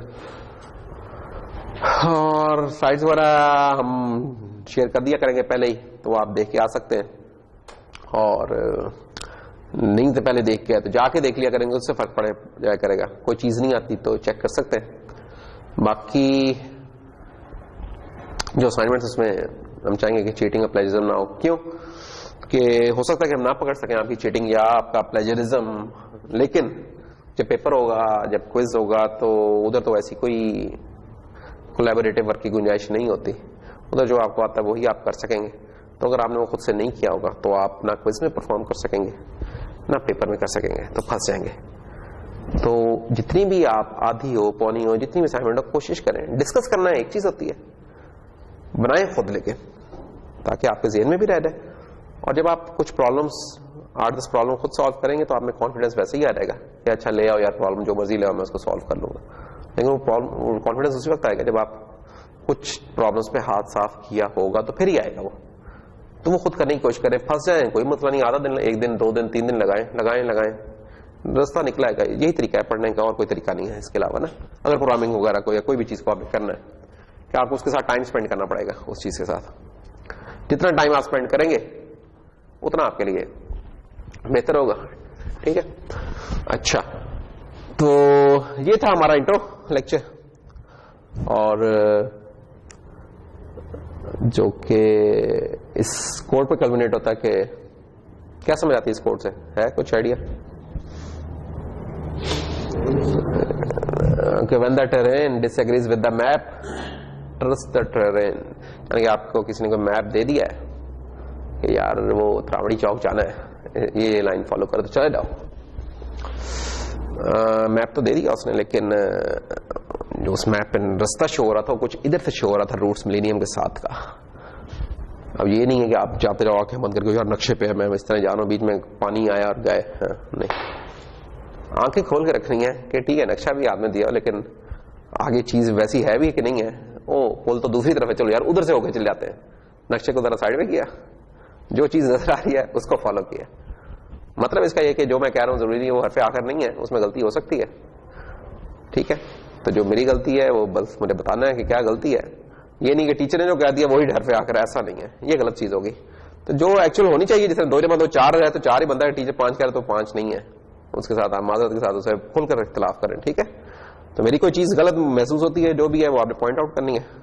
ठीक है, या कोई नजर आया कि मैंने जो पढ़ाया था उसमें कोई मसला था, आपने जाके पढ़ा उसमें इस तरीके से था, वो पॉइंट आउट करें ताकि हम उसे ठीक करें।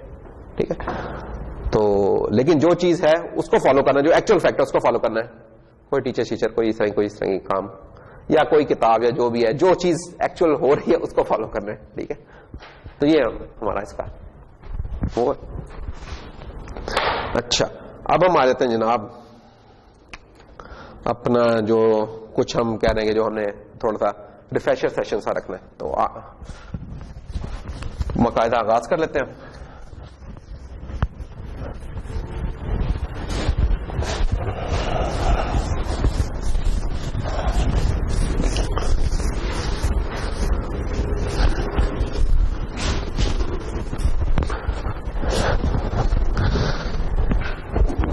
क्या सबसे पहली चीज पढ़ी थी आपने प्रोग्रामिंग में? Hello world. यार ये हेलो वर्ल्ड ना हमारे बस बैठ जाता है, जान ही छोड़ता है। सी आउट से ऐसी दोस्ती होती है हमारी कि हम फिर जो भी प्रोग्राम होता है उसमें सी आउट जरूर करते हैं ना। तो मेरी ये ख्वाहिश होगी कि आप सी आउट ना इस्तेमाल किया करें, ना ही सी इन इस्तेमाल करें। मेरे इन दोनों चीजों से बड़ी चलती है। ठीक है, मुझे नजर आ रहा है तो मैं वैसे ही खिलाफ हो जाता हूँ सी आउट के भी और सी इन के भी। तो ये इस्तेमाल ना करना, हार्ड कोड कर लिया करना वैल्यूज, क्योंकि जब आप यूजर से इनपुट लेते हैं ना तो आप प्रोग्राम को बार बार चला नहीं पाते, थक जाते हैं। आप 2-3 वैल्यूज लेनी पड़े ना, और ठक के आके उधर से एंटर किया, फिर ठक का एंटर किया, नहीं।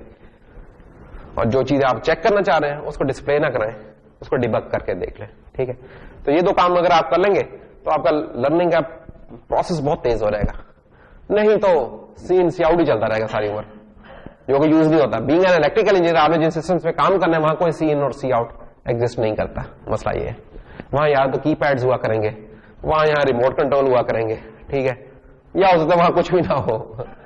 ठीक है, अब इसके अंदर क्या है, कुछ 1-2-3 बटन है इसके, आप इसे कंट्रोल कर रहे हैं, कोई सीन नहीं है। डिस्प्ले इसका अपना नहीं है, वो किसी और का डिस्प्ले शो कर रहा है। या अगर एयर कंडीशनर लगा तो एयर कंडीशनर में एक रिमोट है आपके पास, उससे आप कर रहे हैं, कोई इसमें डिस्प्ले शायद नहीं है। एक एलईडी लगी है, उससे ही आप देख के अंदाजा लगा रहे हो कि अच्छा ऑन हो गया है, गर्म चल रहा है, ठंडा चल रहा है, क्या चल रहा है। तो इसलिए सी इन सी आउट की लगी सिर्फ पीसी के ऊपर अवेलेबल है, वो भी थोड़े दौर में होती है, उसके बाद वो भी नहीं अवेलेबल होती है। तो इसलिए हम चाहेंगे कि इससे आपकी जान जल्दी से छुड़वा दें, तो ये आपको स्लो डाउन करेगा कुछ नहीं। तो हेलो वर्ल्ड आप लोगों ने किया था।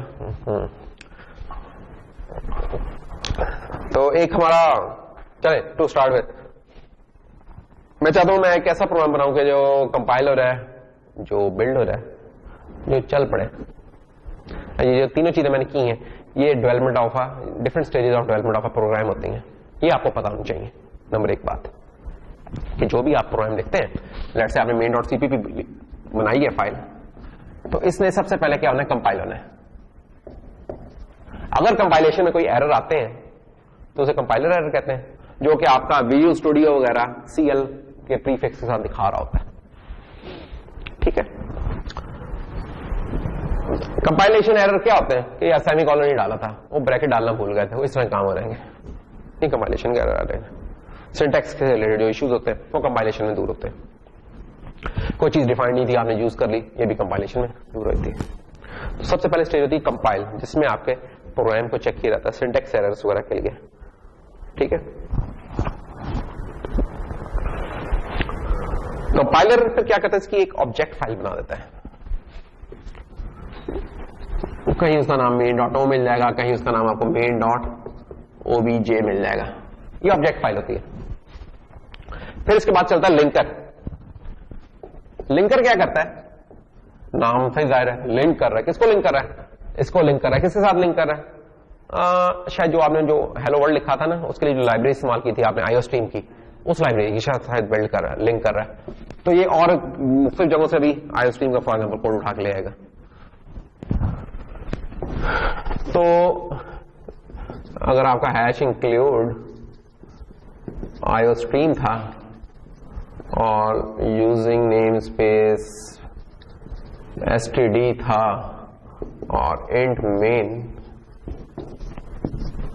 लेट्स से कुछ भी नहीं था, सिंपल ये इंट मेन और डेट्स ऑल, ये चीज थी। ये एक प्रोग्राम था, ये आपने कंपाइलर को दिया, उठाया इसने और लिंकर के साथ कोई लाइब्रेरी नहीं है तो कुछ रन टाइम लाइब्रेरीज होती हैं, उनके साथ इसे लिंक करेगा और लिंक करने के बाद अगर कोई एरर आए तो वो लिंकर एरर दे देगा। विजुअल स्टूडियो उनको एलके से शो करता है, उन एरर्स को लिंकर एरर्स होते हैं। और अगर कोई एरर्स नहीं आए तो वो आपको जो भी उस प्रोजेक्ट का नाम है, प्रोजेक्ट का नाम था लेट्स से मेन ही उसका नाम था, तो लेट्स से main.exe फाइल एक बन जाएगी। और ये वो फाइल है जिसे आप अगर कमांड प्रॉम्प्ट खोलें, कमांड प्रॉम्प्ट पे उस पाथ पे जाएं और जाके इस फाइल का नाम लेके एंटर करें तो ये फाइल चल पड़ेगी, बिल्कुल वैसे ही चल पड़ेगी जैसे कोई वीएलसी प्लेयर चल पड़ता है, जैसे कोई पावर पॉइंट का काम चल पड़ता है, वैसे ये फाइल चल पड़ेगी। ये और बातें बेचारी करेगी कुछ नहीं, आप एंटर करेंगे उसके बाद एक काली स्क्रीन आ जाएगी क्योंकि इसके अंदर कुछ हो ही नहीं रहा था। लेकिन जब आपने ये वाला काम कर लिया तो एटलीस्ट आप इस पूरे प्रोसेस से गुजर चुके हुए हैं, क्योंकि ये काम करते हुए भी कई एरर आ सकते थे। मसलन वो एरर क्या हो सकते थे, हो सकता था कि आप इस मेन का एम छोटे लिखने की बजाय आपने अंग्रेजी पढ़ के आए थे ताजा ताजा और उधर आपको किसी ने बताया था कि यार हर लेटर जो था ना, जो वर्ड होता है कैपिटल से शुरू होता है, तो आपने कहा जी बस ठीक है इंट मेन, तो आपने अंग्रेजी तो ठीक कर दी लेकिन सी प्रोग्रामिंग का बेड़ा कर दिया।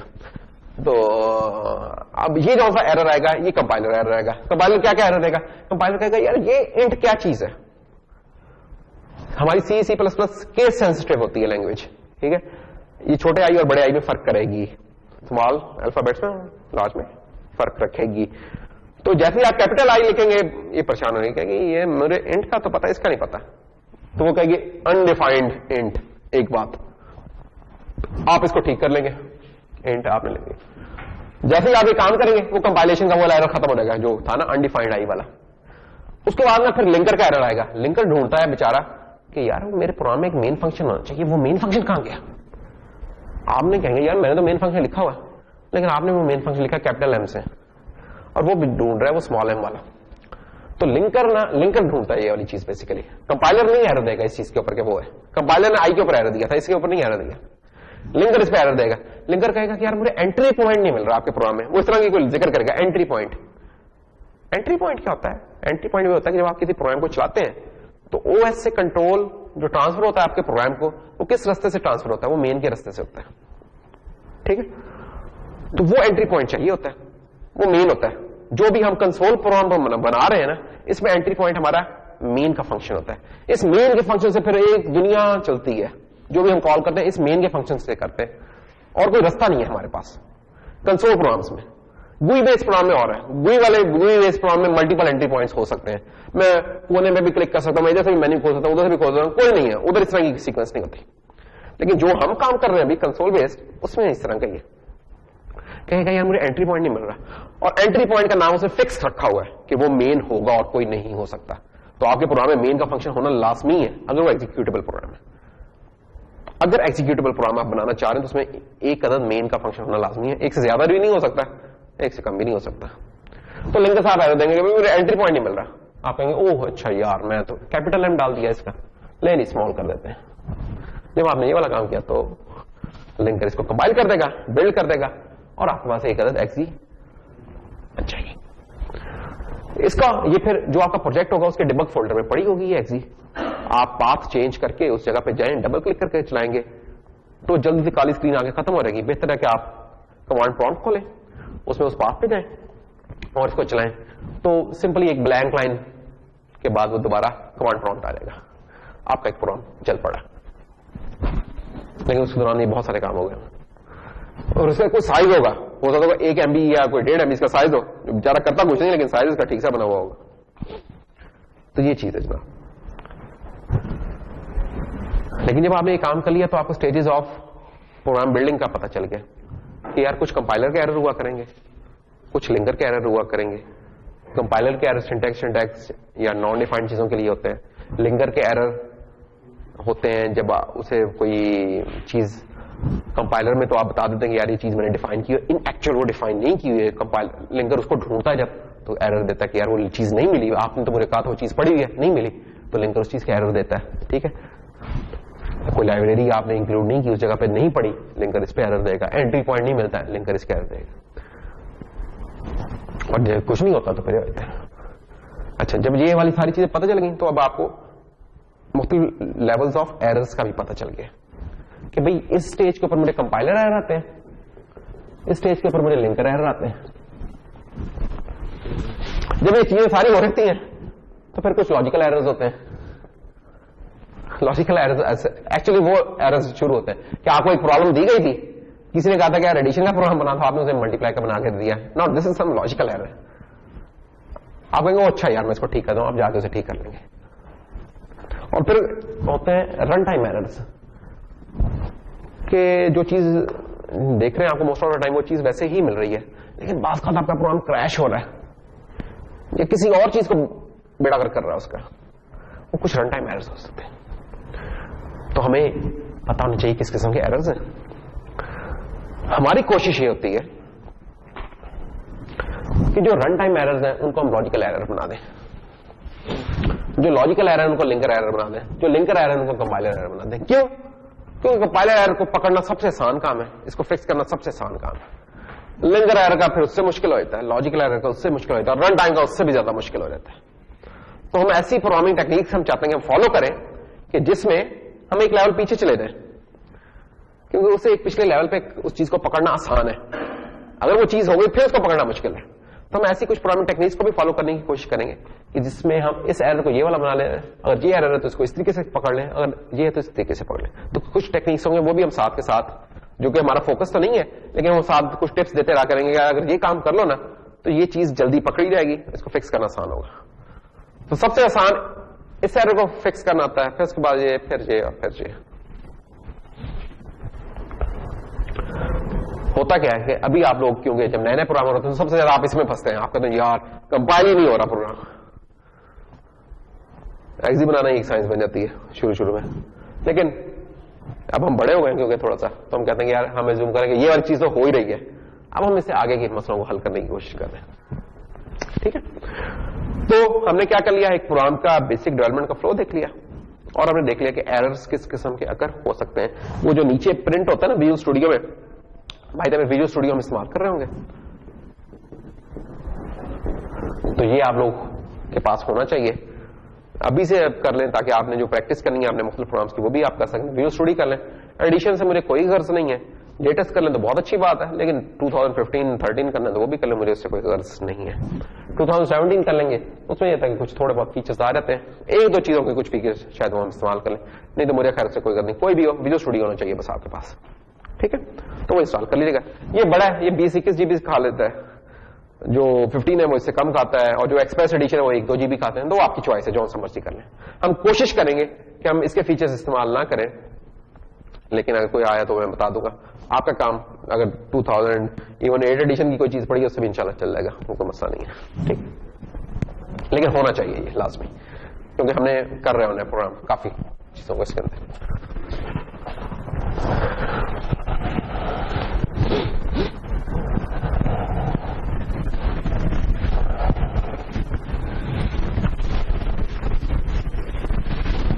तो ये था हमारा जी सबसे छोटा तरीन प्रोग्राम।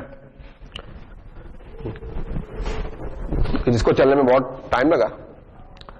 अलबत्ता आपने जो प्रोग्राम बनाया वो इससे बड़ा था, वो इससे कॉम्प्लेक्स था। उसके अंदर आपने एक लाइब्रेरी यूज की थी, हैश इंक्लूड आईओस्ट्रीम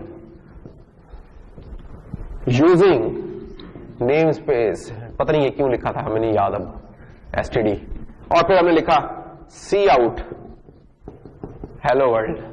और जब इस जिंदगी में पहली दफा स्क्रीन में प्रिंट हुआ तो हम इतने खुश हुए कि फिर हमें जब मौका मिलता था हम सी आउट करवाते थे। ऐसा ही है।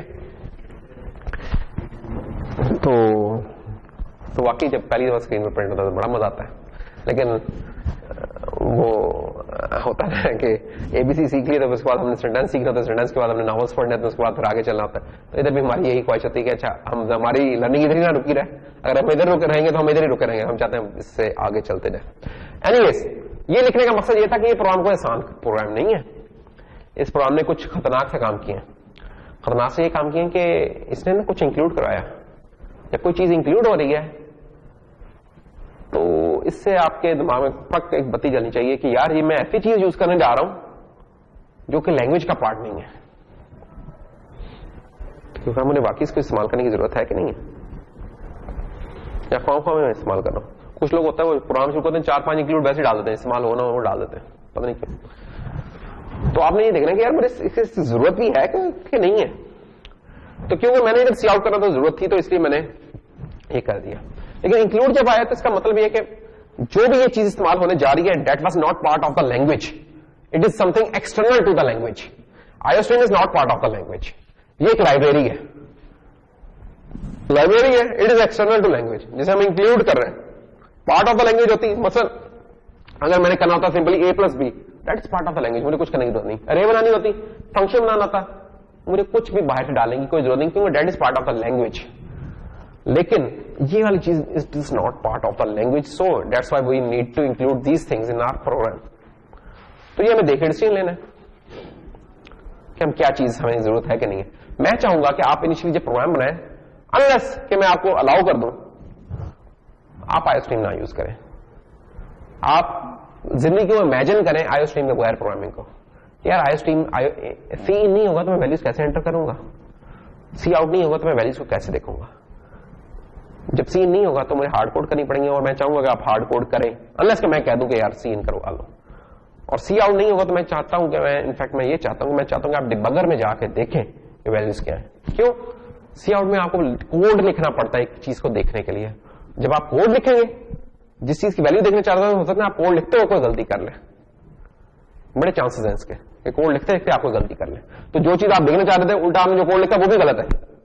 डिबगर ये कहेगा कि वो कुछ स्पेशल लिखने को नहीं कहेगा, और एक ही बार 10-20 जितने वेरिएबल है वो सारे इकट्ठे दिखा देगा, और मेमोरी भी दिखा देगा आपको कि क्या हो रहा है, जो कि सी आउट में उस तरीके से पॉसिबल नहीं है। काफी सारा कोड लिखेंगे तो फिर पॉसिबल है। इसलिए मैं चाहता हूं कि आप डिबगिंग पे आए जल्दी से और इस चीज को निकालें, अनलेस कि आपको इजाजत दी जाए कि हाँ यार इसको इस्तेमाल कर लो, नहीं तो आपने इस्तेमाल इसको नहीं करना।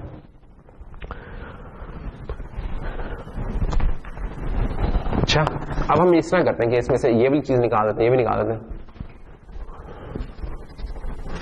और कहते हैं कि अच्छा int a is equal to 2, int b is equal to 3। Int जब भी कोई नया प्रोग्रामिंग एनवायरनमेंट आती है, कोई नई चीज आती है, मैं सबसे पहले ना इस तरह का कोई प्रोग्राम लिखता हूं और इस प्रोग्राम को बिल्ड करके एग्जीक्यूट बनाने की कोशिश करता हूं उसकी। अगर वो हो रहा है तो मैं कहता हूं बड़ी कामयाबी मिल गई है। क्यों? ये एक ऐसा प्रोग्राम है जिसको कोई एक्सटर्नल चीज नहीं चाहिए, कुछ भी नहीं चाहिए, और ये चल के एक यूजफुल काम कर रहा है, कंप्यूटेशन परफॉर्म कर रहा है। जब ये प्रोग्राम चल जाता है, बिल्ड हो जाता है, तो इसका मतलब है मेरा कंपाइलर सही सिलेक्ट हुआ है, मेरा लिंकर सही चल रहा है, मेरी वो चीज सही बन रही है और एक्सी मेरी सही चल रही है, तो एक मेरा पाथ कंप्लीट होता है। फिर मैं इसके अंदर चेंजेस या बढ़ाता जाऊंगा।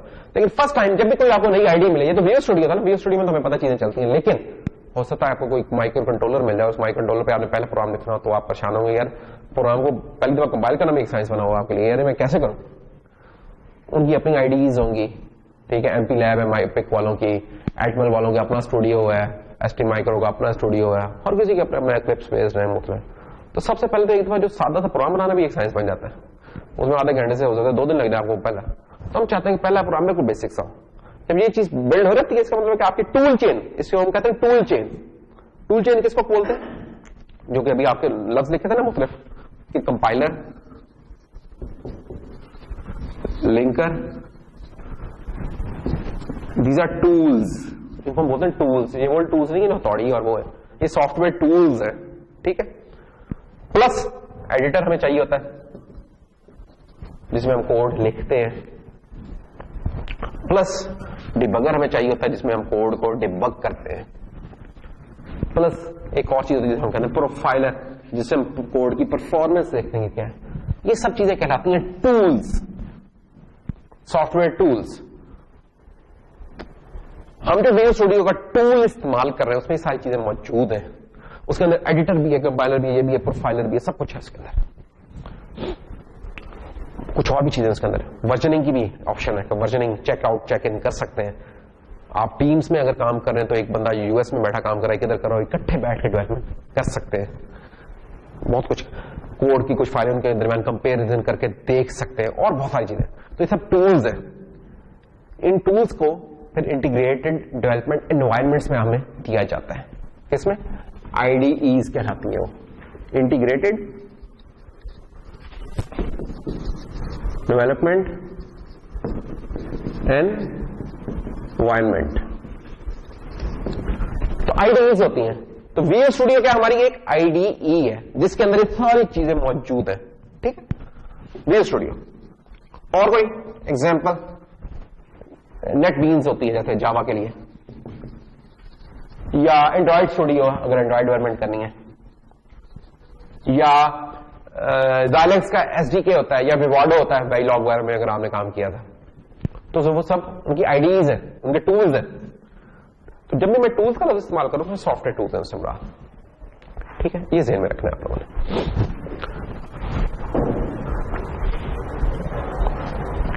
तो ये टूल्स मैं कह रहा हूं कि पीसी के अंदर विजुअल स्टूडियो में काम कर रहे हैं, एफपीजीए आप लोगों ने काम किया तो आपने देखा उसमें आपने कुछ और टूल्स इस्तेमाल किए थे, है ना।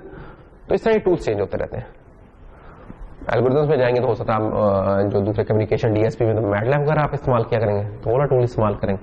तो माइक्रो कंट्रोलर पे जाएंगे, उसकी अपनी दुनिया है, उसके अपने टूल्स है, तो ये चेंज होता रहा करेंगे। लेकिन अंडरलाइंग साइंस सेम है। इस तरह की चीजें ही हैं, कुछ सिंटैक्स बदल जाते हैं, कुछ उनको जोड़ने का तरीका बदल जाता है, अंडरलाइंग साइंस यही है सारी, कोई फर्क नहीं उसके अंदर।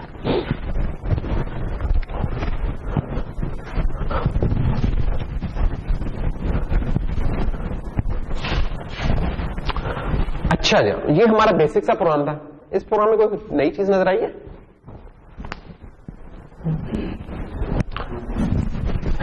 मसलन अगर गौर करें तो इस प्रोग्राम में दो इंपॉर्टेंट चीजें जो हम थोड़ी सी पहले भी डिस्कस कर ली। एक हमें बताया कि जब भी हम कोई एग्जीक्यूटेबल बनाएंगे उसके अंदर हमारा मेन का फंक्शन होना लाजमी है, उसके बाद वो प्रोग्राम बिल्ड ही नहीं, एग्जी नहीं बनेगी हमारी, लिंकर से आगे जा नहीं पाएगा। वो मेन है इसके अंदर। अंदर पे इसका क्या, कुछ हमने वेरिएबल्स बना लिए, दीज आर द वेरिएबल्स, इनको वेरिएबल्स बोलते हैं ना। वेरिएबल्स क्या होता है? आपकी मेमोरी की ऐसी स्पेस जिसका कोई नाम रख दिया हुआ है आपने। तो ए का मतलब है मेमोरी में कोई जगह जिसको हम ए कह रहे हैं, उसका एड्रेस क्या हमें नहीं पता, कंपाइलर खुद मैनेज कर रहा है, सब कुछ वो खुद कर रहा है। लेकिन हमने ए जब रख दिया तो उस जगह में अब जब 2 लिखेंगे तो उस जगह पे जाके 2 लिखा जाएगा और उस जगह को हम ए कह रहे हैं। तो named object in memory is your variable. जो भी मेमोरी में कोई ऑब्जेक्ट है ना पड़ा, उसको अगर हम नाम दे दें तो दैट इज योर वेरिएबल। अच्छा, नाम क्या है? वेरिएबल। वेरिएबल का क्या मतलब है? हम इसको चेंज कर सकते हैं, वेरी कर सकते हैं। यानी अभी तो एज इक्वल 2 है, लेकिन थोड़ी देर बाद मेरा दिल करता है मैं इसमें एज इक्वल 3 भी कर दूंगा, कोई मेरे रोकने वाला नहीं है, you know, because this is a variable. जब भी कोई वेरिएबल हमें डिफाइन करना होता है तो हमें उसकी डेटा टाइप बतानी पड़ती है। One of the fundamental starting concept programming का, उसकी हमें डेटा टाइप बतानी होगी। इधर हमें क्या डेटा टाइप बताइए? जो एंड की डेटा टाइप है ये क्या बता रही है भाई? दर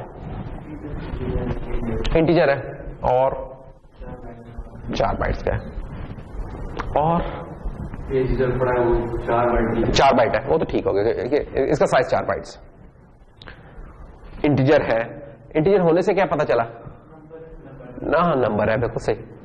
क्योंकि आप देखेंगे जब आप थोड़े से मजीद बड़े हो जाएंगे आप देखेंगे कि यार ये C equal to A plus B लिख दिया ना मैंने, तो एक लाइब्रेरी होती है स्ट्रिंग की एस, उसमें मैं लिख दूंगा अगर लेट से ITC और फिर मैं लिख दूं स्ट्रिंग S2 और इसमें लिख दूं स्पेस 210 और अब मैं एक और स्ट्रिंग बना लूं S3 जिसमें मैं लिख दूं S1 प्लस S2 तो मुझे आउटपुट पे मिल जाएगा ITC 210। तो डेटा टाइप बेसिकली ये जो ऑपरेटर्स हैं इनका मीनिंग चेंज कर रही है। देखें गौर करें, यहां प्लस का मतलब था ऐड कर दो, यहां प्लस का मतलब है कंकैटिनेट कर दो। ये कैसे उसे पता चला?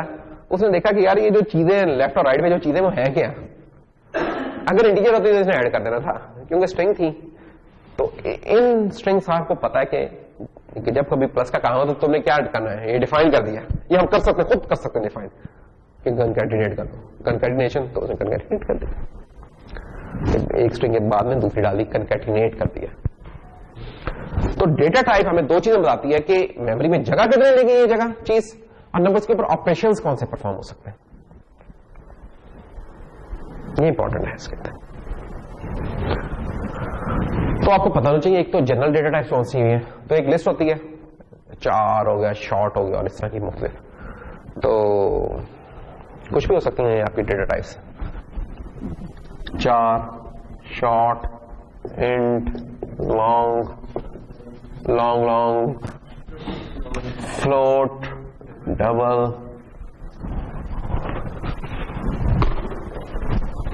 ये नंबर्स की डेटा टाइप है। ये वो डेटा टाइप है जो बिल्ट इन है कंपाइलर में। और 4 स्टार ये बेसिकली स्ट्रिंग है। एक तो वो स्ट्रिंग वो इस्तेमाल की, उसके लिए मुझे लाइब्रेरी इंक्लूड करनी पड़ेगी। एक ये चीज है इसके लिए कुछ इंक्लूड करने की जरूरत नहीं पड़ी हुई है लैंग्वेज में। ये जरा बेसिक सी है, वो बड़ी एडवांस सी चीज है। इस स्ट्रिंग में बोला काम नहीं होता जो प्लस करके मैंने किया है, वो इस वाली में नहीं होता, वो उस वाली में होता है। तो खैर ये कुछ डेटा टाइप्स है।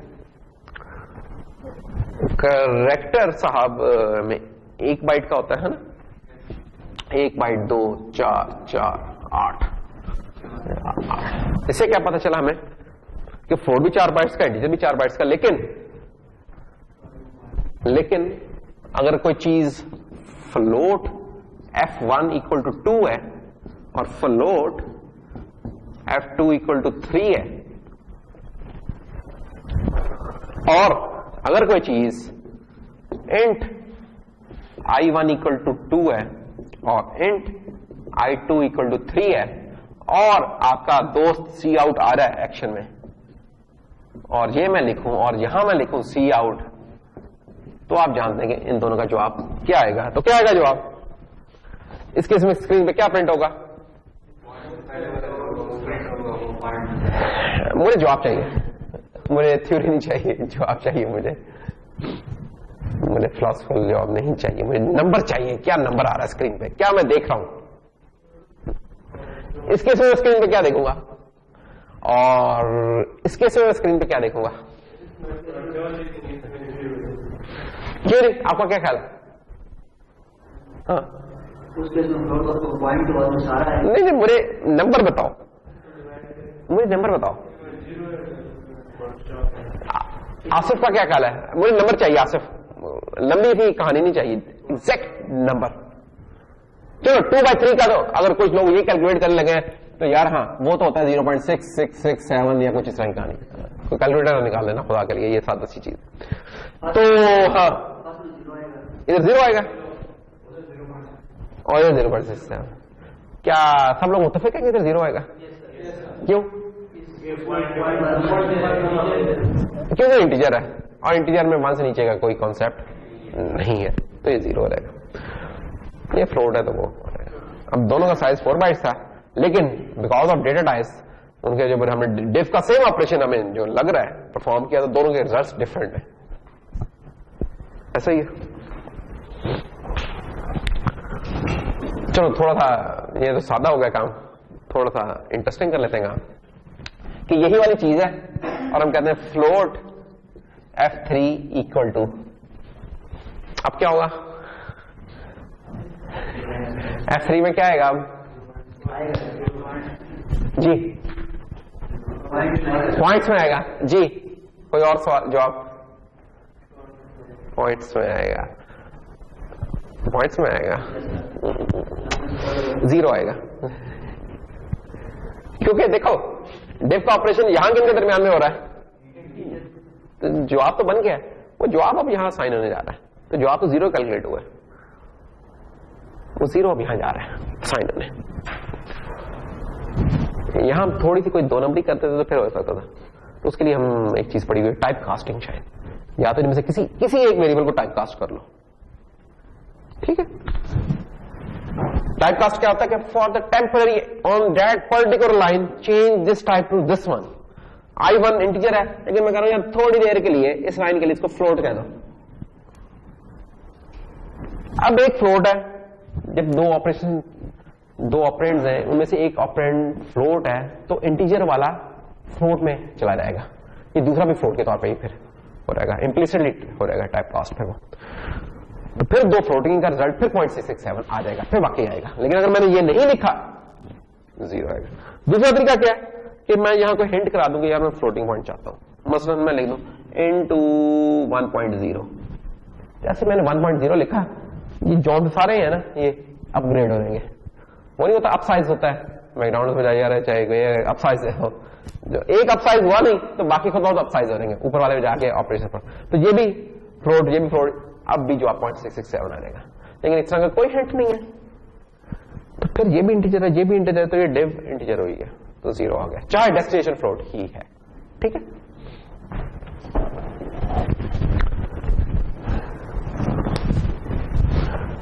तो ये हमारी डेटा टाइप्स है। डेटा टाइप्स हमें बताती हैं कि मेमोरी में कितना, ये आपके लिए बहुत इंपॉर्टेंट है, मैं चाहूंगा कि आपको पता हो कि हर डेटा टाइप कितना साइज लेती है, ये बहुत जरूरी है, ठीक है। ये आपको पता होगा तो फिर आप बता सका करेंगे मुझे बाद में कि यार हमारे इस डेटा स्ट्रक्चर ने कितना साइज लिया है, एक बात। दूसरी बात यह कि हम जो भी डेटा स्ट्रक्चर्स बना रहे हैं, एल्गोरिथम्स बनाएंगे, वो इंडिपेंडेंट होंगे कि डेटा टाइप क्या है, उन्हें इससे कोई गर्ज नहीं होगी कि डेटा टाइप इंटीजर है, फ्लोट है, डबल है, कुछ नहीं। क्यों? क्योंकि हम जो भी काम करने जा रहे हैं सारा टेम्पलेट बेस करने जा रहे हैं, और टेम्पलेट में जब हम जाते हैं ना तो डेटा टाइप्स हमारे लिए एब्स्ट्रैक्ट हो जाती हैं, हमारा फोकस डेटा टाइप पे नहीं रहता। हम कहते हैं अच्छा अगर कोई डेटा टाइप है एक्स तो उसके साथ ये वाले ऑपरेशन परफॉर्म कर दो। सर्च करना है, मैंने आइटम्स मैंने स्टोर किए सारे, सर्च करना है। अब वो इंटीजर में तो मुझे नहीं तो अलहदा बनाना पड़ेगा, फ्लोट है तो उसको अलहदा बनाना पड़ेगा, डबल है अलहदा बनाना पड़ेगा। मैं कहता हूं यार सर्च ही करना है ना, तो मैं चाहता हूं कोई ऐसा तरीका मेरे पास होना चाहिए कि मैं इंडिपेंडेंट ऑफ डेटा टाइप कहूं कि यार मुझे इसमें से ये चाहिए, जब इस्तेमाल करना होगा मैं लिख दिया करूंगा यार मुझे इंट चाहिए, फ्लोट चाहिए, डबल चाहिए, डेट्स ऑल। तो हमारी जितनी भी डेवलपमेंट होगी उसका फोकस डेटा टाइप्स पे नहीं होगा। हम एब्स्ट्रैक्ट डेटा टाइप लिया करेंगे कि कोई डेटा टाइप टी है लेट्स से, या एक्स है या वाई है, कुछ भी है, वो एक डेटा टाइप है और इसके साथ ये कुछ ऑपरेशंस है वो हम किया करेंगे, ठीक है। तो हम बहुत कम इस्तेमाल करेंगे, हम टेम्पलेट्स में ज्यादा काम करेंगे। वो अभी हमने बताया नहीं, खैर टेम्पलेट्स क्या है वो हम इंशाल्लाह देख लेंगे अगले या उससे अगले लेक्चर में। ओके, तो जनाब डेटा टाइप्स इंपॉर्टेंट है कि इन्होंने हमें बता दिया कि साइज कितना था, और एक और इंपॉर्टेंट C++ में हम काम कर रहे थे, हम बूलियन को भूल गए, बूल, ठीक है। तो बूल की भी डेटा टाइप है, इसमें या ट्रू होती है वैल्यू या फॉल्स होती है। तो C++ वगैरह में या किसी भी लैंग्वेज के अंदर आप जाके देख लेंगे उधर ट्रू का मतलब क्या है, उधर फॉल्स का मतलब क्या है। फॉल्स का मतलब C++ में ये होता है कि वो चीज 0 है, अगर उसका नंबर वैल्यू देखें तो उसका मतलब है कि वो 0 है, और ट्रू का मतलब है कि वो नॉन 0 है। एग्जैक्टली 1 है, लेकिन इन जनरल कोई भी नॉन 0 चीज इज ट्रीटेड एज ट्रू, ये याद रखने की बात है। तो अगर bool A is equal to true है और B is equal to false है, तो अगर मैं लिखूं int x equal to A तो मैं लिख सकता हूं, इसमें कोई इशू नहीं है। अगर डेटा टाइप डिफरेंट है लेकिन मैं काम कर सकता हूं, वार्निंग शॉर्निंग आ जाएगी कोई। आप बता सकते हैं x में क्या वैल्यू पड़ी होगी?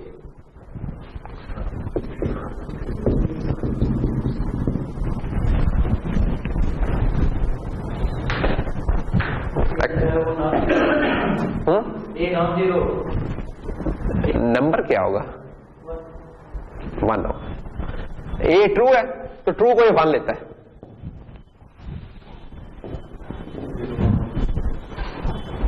ऐसे ही। और अगर उल्टा कर ले हम कहते हैं यार x23 -23 और मैं लिखूं बोल c is equal to x, c में क्या होगा?